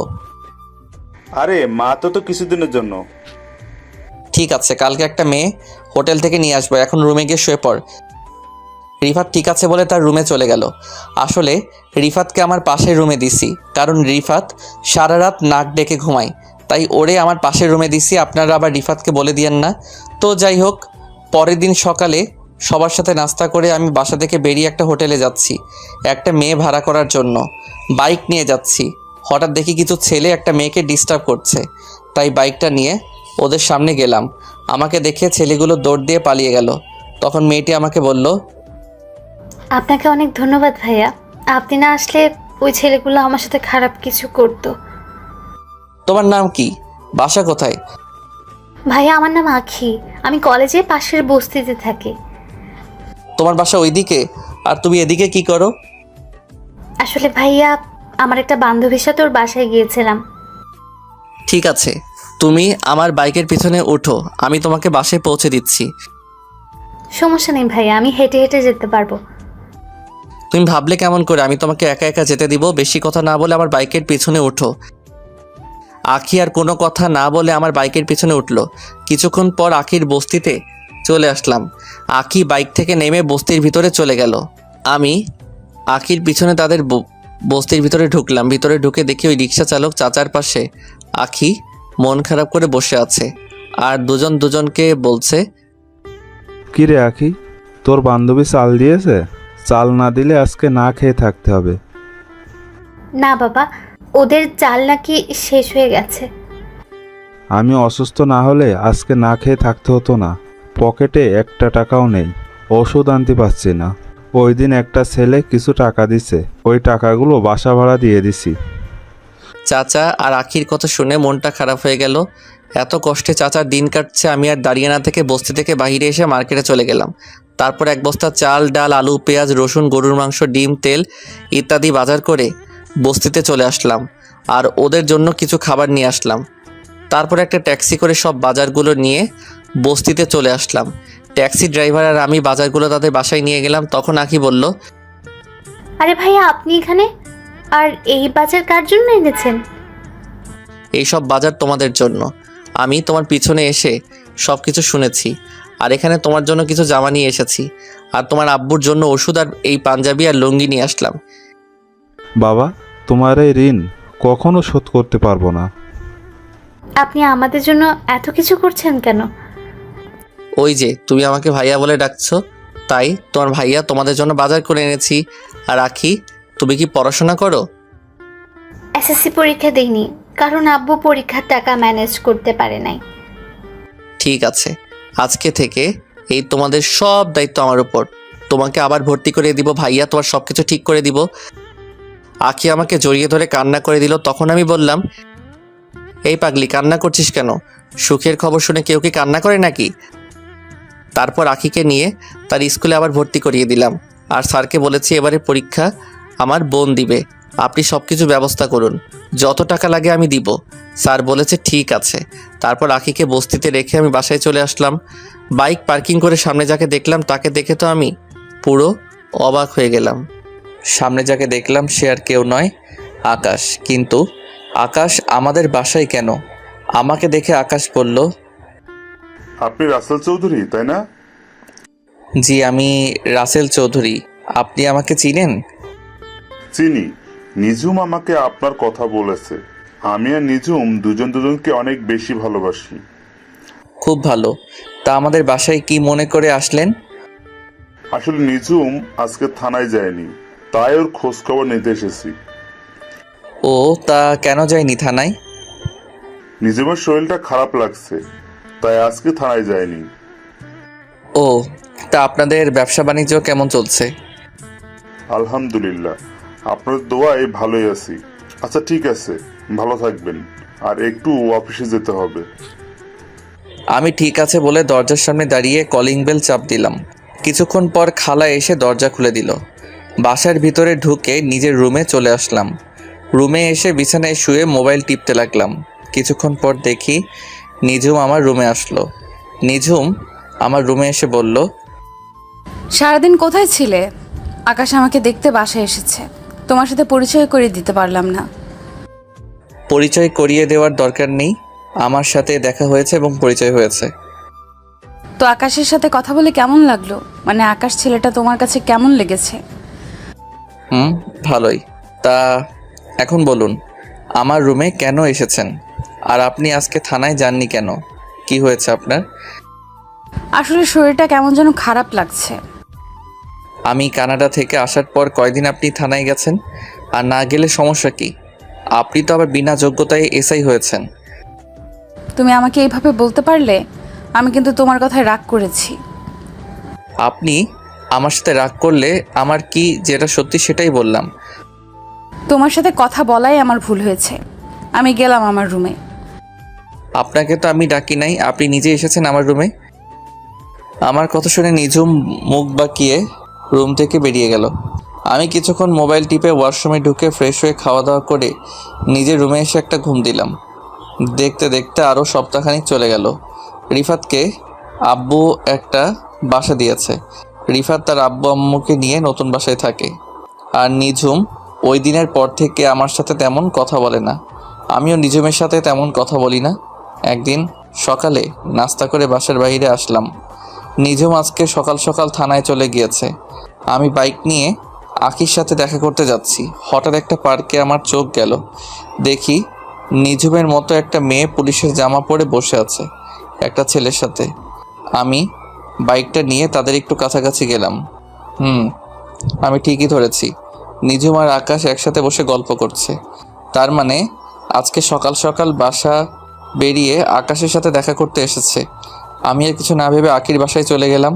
ও আপনাদের তো বলতে ভুলে গেছে, আখি আর আখির বাবাকে একটা নতুন বাসায় নিয়ে এসেছি। তো যাই হোক, আখির রুমের সামনে এসে কলিং বেল চাপ দিলাম।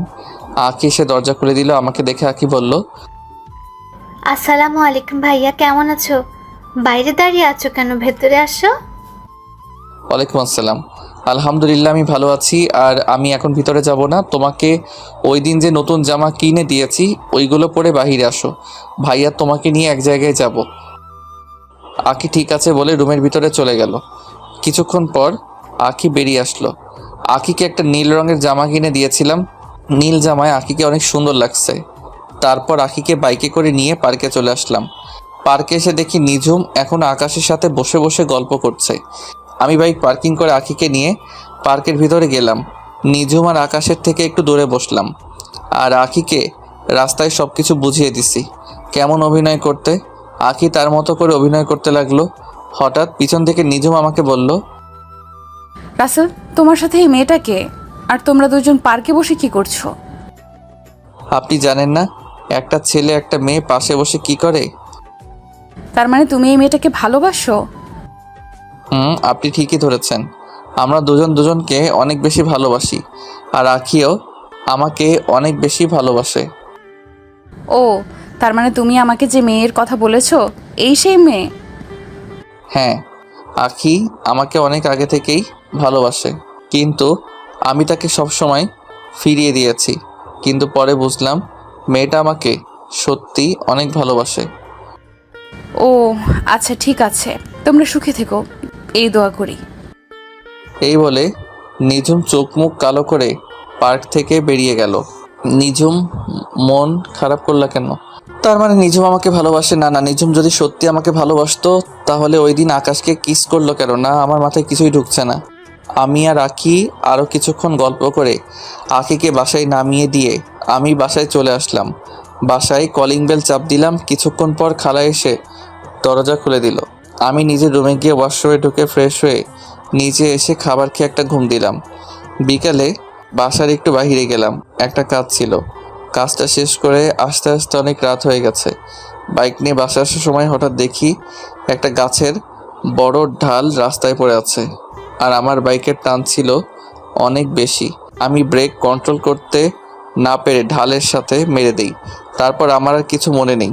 আমি চোখ খোলার পর নিজেকে একটা হাসপাতালে অনুভব করি, কিন্তু হঠাৎ দেখি একটা মেয়ে আমার হাত ধরে বসে আছে। আমি মেয়েটার থেকে হাতটা সরিয়ে নিলাম। তারপর মেয়েটি আমার দিকে ঘুরলো। তখন আমি তাকে দেখে তো আরও বেশি অবাক হলাম। আপনারা ঠিকই ধরেছেন, ও আর কেউ নয়, নিঝুম। নিঝুম আমাকে দেখে বলল, রাসেল, তোমার জ্ঞান ফিরেছে।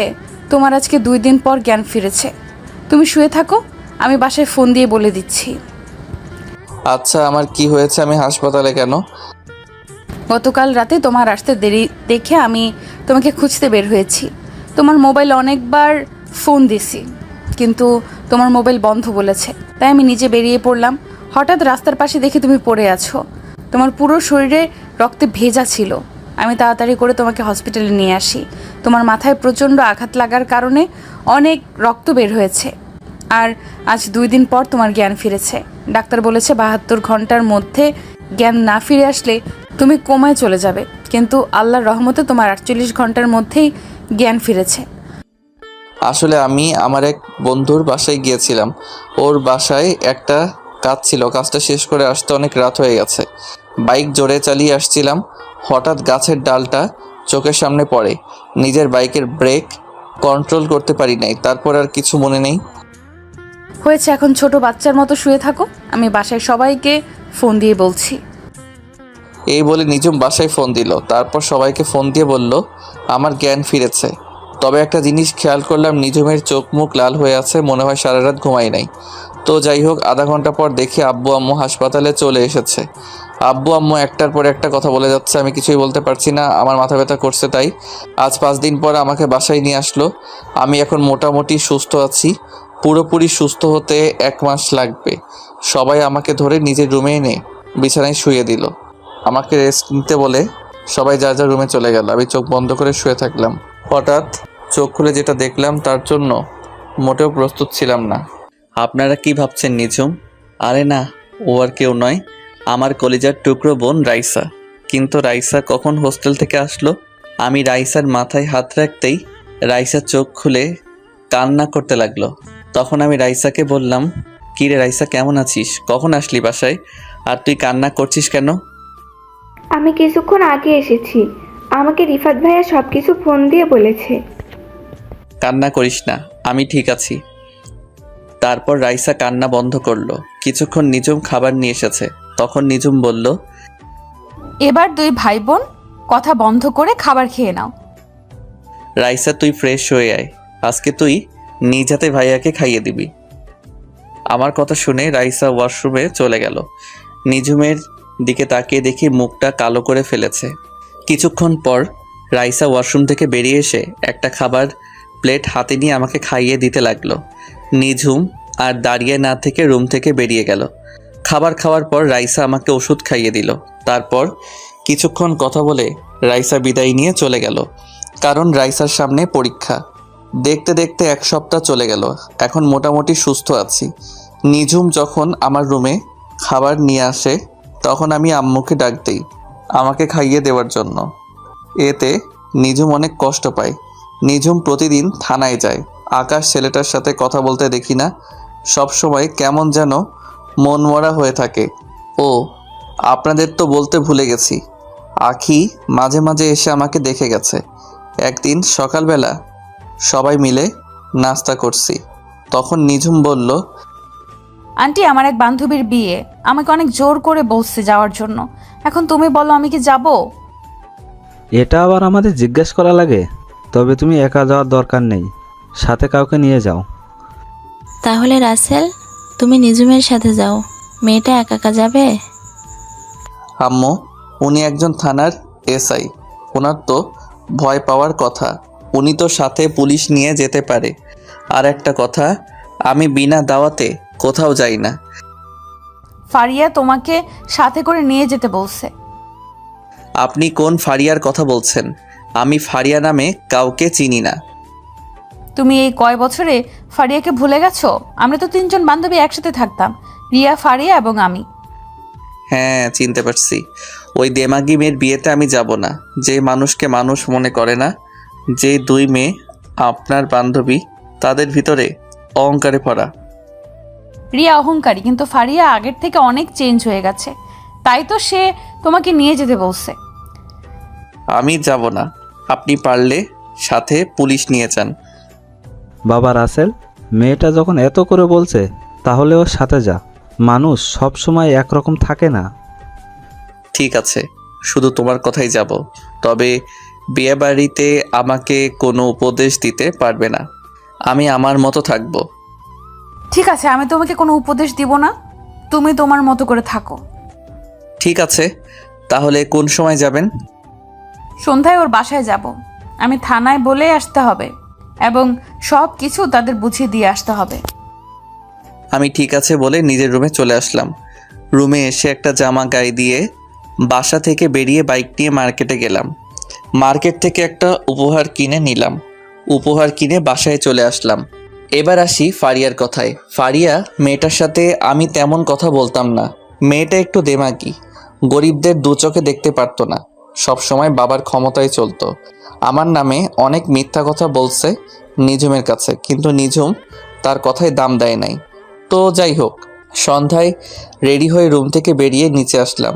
কিছুক্ষণ পর নিঝুম সিঁড়ি দিয়ে নিচে নেমে আসলো, কিন্তু নিঝুমকে দেখে আমি তো পুরো অবাক হয়ে গেলাম, কারণ নিঝুম বোরখা পরেছে। নিঝুম নিচে এসে আমাকে বলল, এভাবে তাকিয়ে আছো কেন? না মানে আপনি হঠাৎ বোরখা পরলেন যে? কেউ কারো বিয়েতে গেল তো অনেক সাজুগুজু করে, আপনি তো কিছুই করলেন না। আমার সাজুগুজু করতে ভালো লাগে না, তাই বোরকা পরে আসলাম।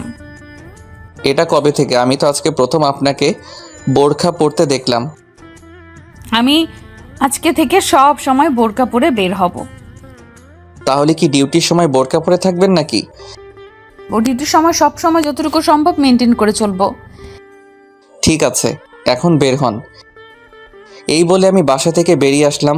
আব্বু আগেই বলে দিয়েছে গাড়ি নিয়ে যেতে, তাই আব্বুর নতুন গাড়িটা বের করলাম। নিঝুম বাসা থেকে বেরিয়ে গাড়িতে উঠলো। আমি গাড়ি চালাতে লাগলাম। তখন আমি নিঝুমকে বললাম, আচ্ছা, কিছুদিন ধরে লক্ষ্য করলাম আকাশ ছেলেটার সাথে আপনি কথা বলেন না, সব সময় কেমন যেন মন মরা হয়ে থাকেন। আপনি চাইলে তো আকাশকে সাথে করে নিয়ে যেতে পারতেন। আকাশের সাথে আমার ব্রেকআপ হয়ে গেছে। আকাশ ছেলেটার চলাচল আমার কাছে ভালো লাগে না। হঠাৎ কি এমন হলো যে আকাশ ছেলেটাকে আপনার ভালো লাগে না? আপনি তো তাকে অনেক বেশি ভালোবাসেন। সেটা অনেক কাহিনী, তোমাকে পরে এক সময় বলবো। তা আখির সাথে তোমার প্রেম কেমন চলছে? সেটা চলছে ভালোই। মেয়েটা সত্যি অনেক ভালো, আমার খোঁজ খবর নেয় সব সময়। ওর মতো মেয়েই হয় না। নিঝুম আর কোনো কথা বলল না, চুপ করে বসে আছে। আমিও আমার মতো করে গাড়ি চালাতে লাগলাম। কিছুক্ষণ পর ফারিয়াদের বাসায় চলে আসলাম। বাড়িটা অনেক সুন্দর করে সাজিয়েছে। নিঝুম গাড়ি থেকে নেমে দাঁড়ালো। আমি গাড়ি পার্কিং করে নিঝুমের সাথে ভিতরে গেলাম। হঠাৎ কোথা থেকে ফারিয়া দৌড়ে এসে নিঝুমকে জড়িয়ে ধরল। তারপর বলতে লাগলো, কি রে, কেমন আছিস? তোর আসতে এত দেরি হলো কেন? এসআই বান্ধবী তাহলে বুঝি আসলো আমার বাসায়? তুই এত করে বলছিস, না এসে বুঝি পারি? বল কেমন আছিস? আমি তোকে অনেক বেশি ভালো আছি। আর রাসেল, তুমি কেমন আছো? এখনো কি আমার উপর রাগ করে আছো? আমি ভালো আছি। রাগ করে কি হবে? আপনি তো আগের থেকে অনেক চেঞ্জ হয়ে গেছেন। আপনার জন্য আমার তরফ থেকে ছোট্ট উপহার। ধন্যবাদ। তো এখানে দাঁড়িয়ে থাকবি? চল ভেতরে চল, আব্বু আমার সাথে দেখা করবি। সেটা তো করব, কিন্তু তুই হলুদের শাড়ি পরে এখানে আসলি কেন? তোকে দূর থেকে দেখে বসে থাকতে পারি নাই, উঠে চলে আসলাম। হয়েছে, এখন চল তোর আব্বু আম্মুর সাথে দেখা করে আসি। রাসেল, তুমি কি যাবে আমাদের সাথে? না, তোমরা যাও, আমি একটু চারপাশ ঘুরে দেখি। নিঝুম ঠিক আছে বলে ফারিয়ার সাথে ভিতরে চলে গেল। আমি ফারিয়াদের বাসার চারপাশ ঘুরে দেখতে লাগলাম। কিছুক্ষণ পর হঠাৎ মোবাইলে একটা মেসেজ আসলো। মোবাইল হাতে নিয়ে দেখি মায়াজাল আইডি থেকে মেসেজ আসলো। নীল রঙের পাঞ্জাবিতে তোমাকে অনেক সুন্দর লাগছে, বিয়ে বাড়িতে মেয়েরা দেখলে পাগল হয়ে যাবে। তুমি জানলে কেমন করে? আমি যে নীল পাঞ্জাবি পরেছি আর আমি বিয়ে বাড়িতে এসেছি? কারণ তুমি যার বিয়েতে এসেছো সে আমার বান্ধবী। তার মানে তুমি এই বিয়ে বাড়িতে আছো? তাহলে সামনে আসো, তোমাকে সামনাসামনি দেখি। সময় হলে একদিন ঠিকই তোমার সামনে যাব। আর হ্যাঁ, তোমার সামনে থাকলে কানের নিচে একটা ফোঁটা দিয়ে দিতাম, যেন কোনো মেয়ের নজর না দেয়। তাই নাকি? তা সেই সময়টা কোন সময় আসবে? অপেক্ষা করো, খুব তাড়াতাড়ি তোমার সামনে আসবো। ভালো থেকো, পরে কথা হবে। এই বলে মায়াজাল অফলাইনে চলে গেল। আমি একটা চেয়ারে বসে মোবাইল টিপতে লাগলাম। হঠাৎ একটা জায়গায় চোখ পড়ল। দেখি নিজুম একটা ছেলের সাথে হেসে হেসে কথা বলছে। তার গায়ে এখন আর বোরখা নেই। ও আরেকটি কথা, নিজুম গাড়ি থেকে নেমে মুখের মেকআপ সরিয়ে ফেলছে। এমনভাবে ছেলেটার সাথে কথা বলছে যেন অনেক দিনের চেনা। আমি তাদের দিকে না তাকিয়ে নিজের মতো করে মোবাইল টিপতে লাগলাম। দেখতে দেখতে অনুষ্ঠান শুরু হয়ে গেল। যে যার মতো করে ফারিয়াকে খাইয়ে দিচ্ছে এবং মুখে হলুদ লাগিয়ে দিচ্ছে। কিছুক্ষণ পর নিজুম ওই ছেলেটাকে নিয়ে স্টেজে উঠল। আমি মনে করছিলাম নিজুম আমাকে নিয়ে উঠবে, কিন্তু আমার ধারণা ভুল প্রমাণিত করে ওই ছেলেটাকে নিয়ে উঠল। দুজনে মিলে অনেক মজা করে ফারিয়াকে খাইয়ে দিল। হঠাৎ কোথা থেকে একটা মেয়ে আমার সামনে এসে বলল, হাই, আমি আরোহী। তোমাকে অনেকক্ষণ দেখলাম এইভাবে চেয়ারে বসে আসছো, তোমার সাথে কেউ নেই? আছে, ওই যে স্টেজে যে ম্যাডামকে দেখছো ওনার বডিগার্ড হয়ে এসেছি। আর আমি রাসেল। তুমি দেখতে অনেক সুন্দর, একটা কথা বলি, রাখবে? ঠিক আছে, রাখার মতো হলে অবশ্যই রাখবো। আমার সাথে কেউ নেই, আমার সাথে স্টেজে উঠবে? প্লিজ মানা করো না। আমি ঠিক আছে বলে আরোহীর সাথে স্টেজে উঠলাম। নিজুমের চোখ মুখ লাল হয়ে আছে। আমি নিজুমের থেকে চোখ সরিয়ে ফারিয়ার পাশে গিয়ে বসলাম। তখন ফারিয়া বলল, কি রে আরোহী, তুই রাসেলকে চিনিস? দুজনে একসাথে আসলি। ওনাকে চিনি না, তবে মাত্র পরিচয় হলো।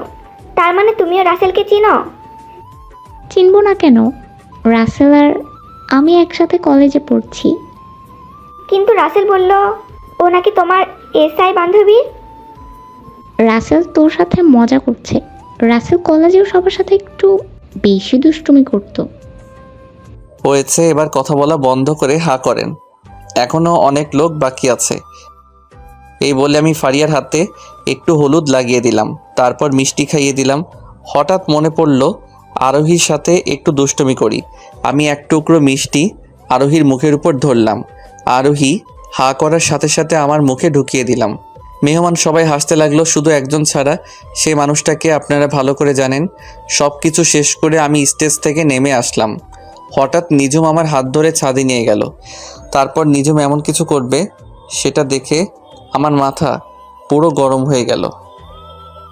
নিজুম আমাকে ছাদে নিয়ে আমার ঠোঁটের সাথে ঠোঁট লাগিয়ে কিস করতে লাগলো। আমি নিজুমকে জোর করে ছাড়িয়ে ঠাস করে 2টা থাপ্পড় মেরে দিলাম। তারপর আমি বলতে লাগলাম, তোর সাহস কি করে হয় আমাকে কিস করার? রাসেল, আমি তোমাকে ভালোবাসি। আমি তোমাকে অন্য মেয়ের সাথে সহ্য করতে পারি না। তোর মতো মেয়ের মুখে ভালোবাসা মানায় না। তুই একটা খারাপ মেয়ে। তোর একটা দিয়ে হয় না, তোর 4-5টা লাগে। তুমি আমাকে এমন কথা বলতে পারলে? আমি কোন দিক দিয়ে তোমার কাছে খারাপ? সেটা তুই ভালো করে জানিস।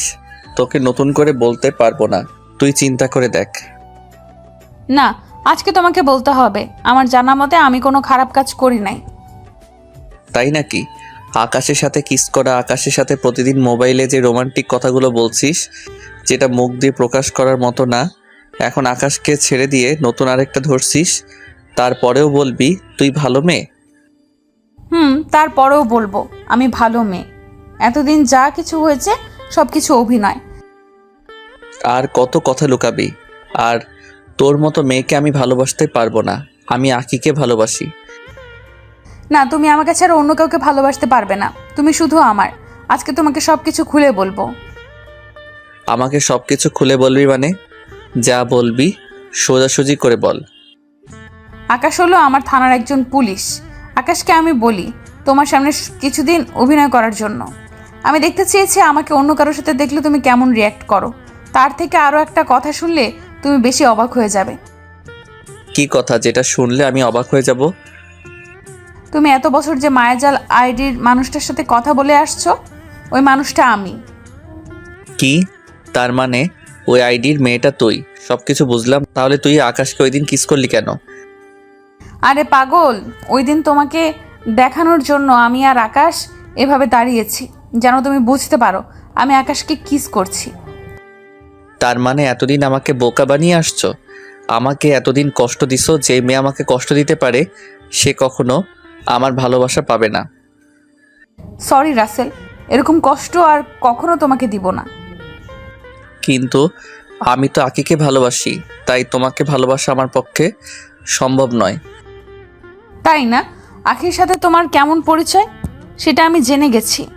আখি আমাকে সব কিছু গতকাল বলেছে। আমাকে একটু শক্ত করে জড়িয়ে ধরবে? তোমাকে জড়িয়ে ধরে আবার কিস করতে মন চাইছে। তো করো, আমি তোমাকে মানা করছি? বলতে দেরি, আমি নিঝুমকে জড়িয়ে ধরে কিস করতে লাগলাম। কিছুক্ষণ পর ছেড়ে দিলাম। দুজনে হাঁপাতে লাগলাম। তারপর দুজনে নিচে চলে আসলাম। আমাকে একটা থাকার রুম দেওয়া হয়েছে, যেটা ফারিয়ার পাশের রুম। নিঝুম ফারিয়ার সাথে ঘুমিয়েছে। সকালবেলা বুকটা কেমন যেন ভারী লাগছে। চোখ খুলে দেখি নিঝুম আমাকে জড়িয়ে ধরে শুয়ে আছে। ঘুমন্ত অবস্থায় নিঝুমকে অনেক সুন্দর লাগছে। আমি নিঝুমের কপালে একটা চুমু দিলাম। সাথে সাথে নিঝুমের ঘুম ভেঙে গেল। তখন নিঝুম বলল, আমি কিন্তু ঘুমিয়ে নেই। তার মানে তুমি জেগে আছো? তো তুমি কোন সময় আমার রুমে আসলে? কিছুক্ষণ আগে তোমার রুমে এসেছি, কিন্তু তোমাকে ঘুমন্ত অবস্থায় অনেক সুন্দর লাগছে, তাই না ডেকে তোমাকে জড়িয়ে ধরে শুয়ে পড়লাম। হয়েছে, এখন ওঠো, কেউ রুমে চলে আসবে। তোমাকে জড়িয়ে ধরে থাকতে আমার ভালোই লাগছে, আর একটু থাকো না। আর থাকা লাগবে না। বাসায় যাওয়ার পর যা করার করো। এটা কিন্তু বিয়ে বাড়ি। তার থেকে বড় কথা, আমাদের এখনো বিয়ে হয়নি। বিয়ে হয়নি তো কি হয়েছে? চলো আমরা দুজনে কাজী অফিসে বিয়ে করে ফেলি। মাথা খারাপ? আমি বাবা মায়ের একমাত্র সন্তান। বড় করে ধুমধাম করে তোমাকে বিয়ে করব। কিন্তু তোমার আব্বু আম্মু যদি মেনে না নেয় তখন কি করবে? আমার আব্বু আম্মু কখনো আমার কথা ফেলে নাই। আমার বিশ্বাস তারা রাজি হবে। তাই যেন হয়। আমি তোমাকে ছাড়া থাকতে পারবো না। ঠিক আছে, এখন তুমি ফারিয়ার কাছে যাও, আমি ফ্রেশ হয়ে আসছি। নিঝুম ঠিক আছে বলে আমার কপালে একটা চুমু দিয়ে রুম থেকে বেরিয়ে গেল। আমি আর বসে না থেকে ওয়াশরুমে চলে গেলাম। ফ্রেশ হয়ে রুম থেকে বেরিয়ে দেখি বাসা ভর্তি মেহমান। হঠাৎ আরোহী কোথা থেকে আমার সামনে এসে বলল, তুমি এখানে দাঁড়িয়ে আছো কেন? নাস্তা করেছ? মাত্র ফ্রেশ হয়ে বেরিয়ে আসলাম। আচ্ছা, গতকাল রাতে নিঝুম আপু তোমার হাত ধরে টেনে নিয়ে গেল কেন? আসলে তোমাকে নিঝুম আপু আমাকে ভালোবাসে তো, তাই তোমার সাথে সহ্য করতে না পেরে আমাকে ছাদে নিয়ে গেছে। কি? নিঝুম আপু আর তুমি দুজন দুজনকে ভালোবাসো? তার মানে মনের কথা বলার আগেই ছেঁকা খেলাম? কি বলছো তুমি? আমি তো কিছুই বুঝতে পারি নাই। আসলে তোমাকে প্রথম দেখায় আমার অনেক ভালো লাগছে। ভেবেছিলাম ফারিহা আপুর বিদায়ের পর তোমাকে প্রপোজ করব, কিন্তু প্রপোজ করার আগে ছেঁকা খেয়ে গেলাম। আহারে বেচারি, থাক, দুঃখ করো না। দেখবে তুমি আমার থেকে আরো ভালো ছেলে পাবে। ঠিক আছে, দোয়া করো আমার জন্য। এই বলে আরোহী আমার সামনে থেকে চলে গেল। হঠাৎ পিছন থেকে নিঝুম বলল, সত্যিটা বলার জন্য তোমাকে অনেক ধন্যবাদ। আমি আবার কি সত্যি বললাম? ওই যে তুমি আমাকে ভালোবাসো, সেটা আরোহীকে বলার জন্য।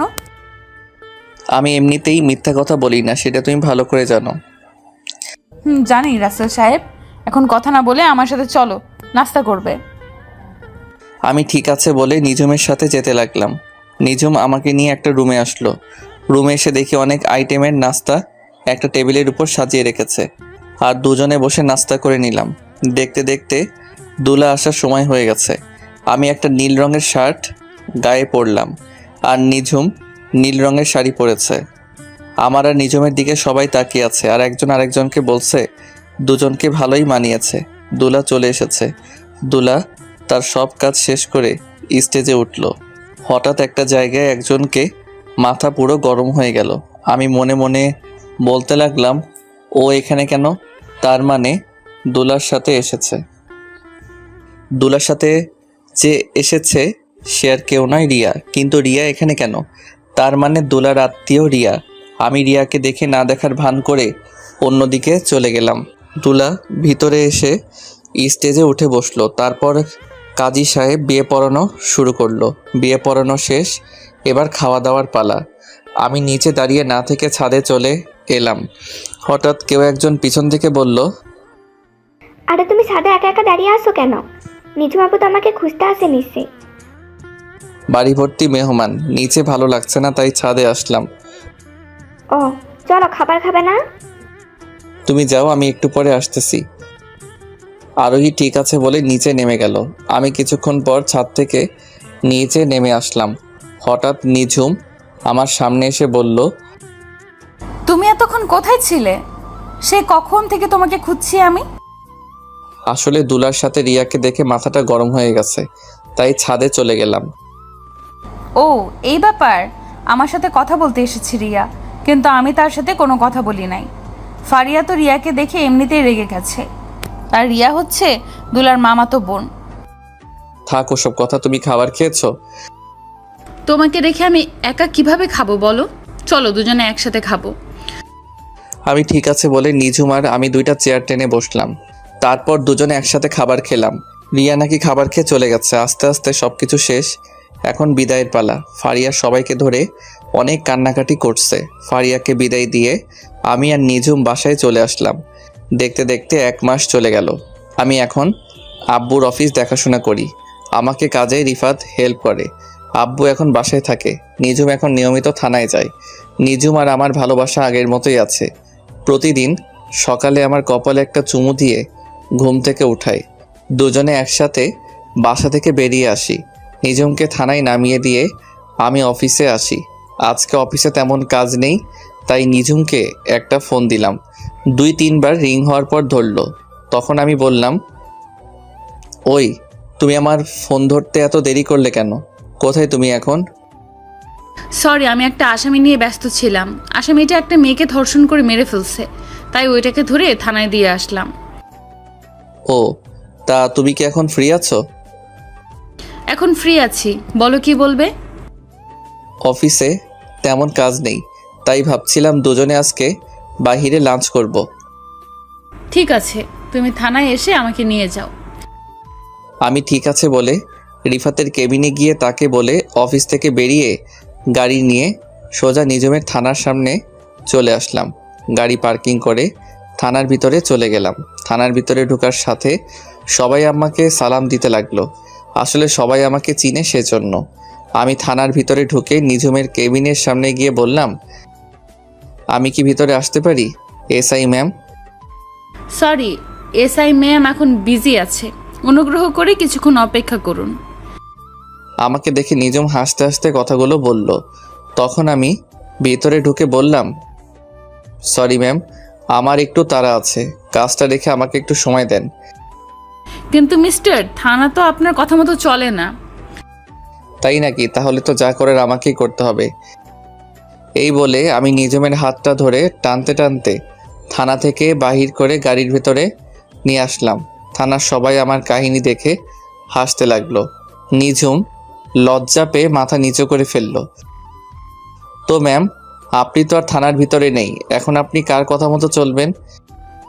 এখন আমার এই জানটার কথা মতো চলবো। এবার তাহলে লক্ষ্মী মেয়ের মতো বসে থাকেন। এই বলে আমি গাড়ি নিয়ে একটা রেস্টুরেন্টের সামনে গিয়ে দাঁড়ালাম। গাড়ি থেকে নেমে দুজনে রেস্টুরেন্টের ভিতরে গেলাম। খাবার খেয়ে নিঝুমকে থানায় নামিয়ে দিয়ে আমি অফিসে চলে আসলাম।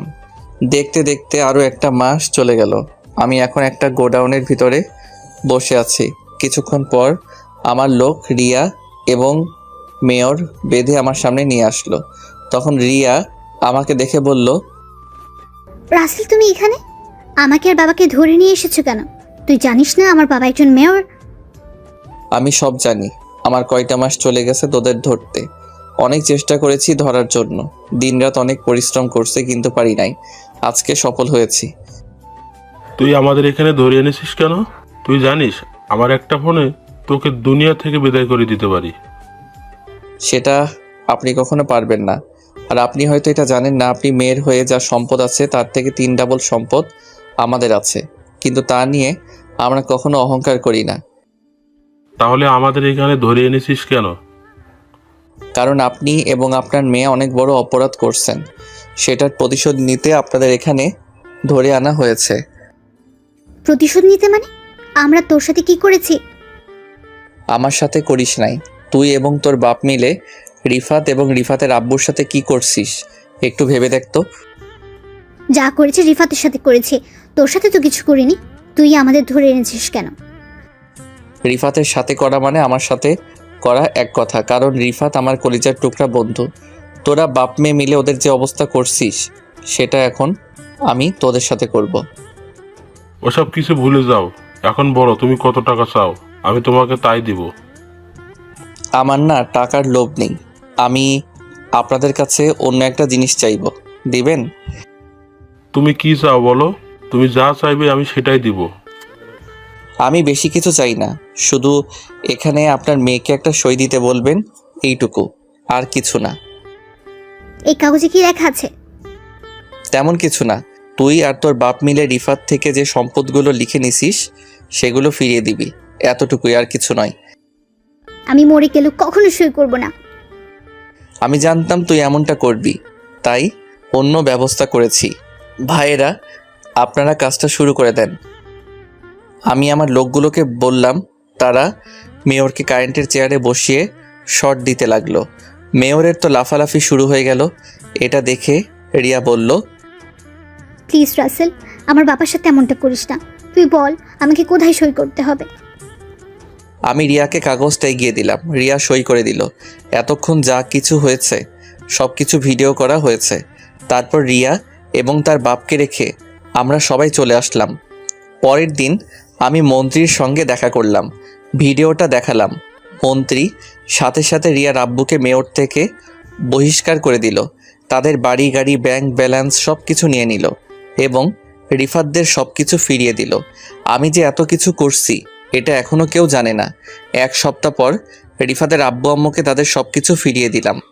রিফাত এখন তার বাবার অফিস দেখাশোনা করে, আমি আমাদেরটা খুব সুন্দরভাবে চলছে এখন সব কিছু। রাতে সবাই মিলে খাবার খাচ্ছি, তখন বাবা বলল, সব কিছু তো ঠিকঠাক চলছে, এবার দুহাত এক করে দেওয়ার পালা। তুমি কি বলো রাসেলের আম্মু? তুমি ঠিকই বলেছ, এবার দুহাত এক করে দেওয়ার পালা। তাহলে তুমি একটা দিন তারিখ করে ফেলো। আব্বু আম্মু, আমি তো কিছুই বুঝতে পারছি না, তোমরা কিসের কথা বলছো? আমি আর তোর আব্বু সব কিছু জানি। নিজুম আর তুই দুজন দুজনকে ভালোবাসিস, তাই ভাবছি লুকিয়ে লুকিয়ে আর প্রেম ভালোবাসা করতে হবে না, তার চেয়ে ভালো দুজনের হাতে এক করে দিই। নিজুম আম্মুর কথা শুনে বসা থেকে উঠে রুমে চলে গেল। আমিও আর বসে না থেকে রুমে চলে আসলাম। আমাদের দুজনকে এভাবে চলে যেতে দেখে আব্বু আম্মু দুজনেই হাসতে লাগলো। আজ আমার আর নিজুমের বিয়ে হয়ে গেছে, খুব ধুমধাম করে বিয়েটা হয়েছে। বাংলাদেশের নামি দামি সব লোকজন এসেছে। রিফাতের আব্বু আম্মু এবং ফারিয়া এবং তার জামাইও এসেছে। রিফাত আর আরোহী মিলে আমার বাসরঘর সাজিয়েছে, তাই ওরা দুজন আমার রুমের সামনে দাঁড়িয়ে আছে।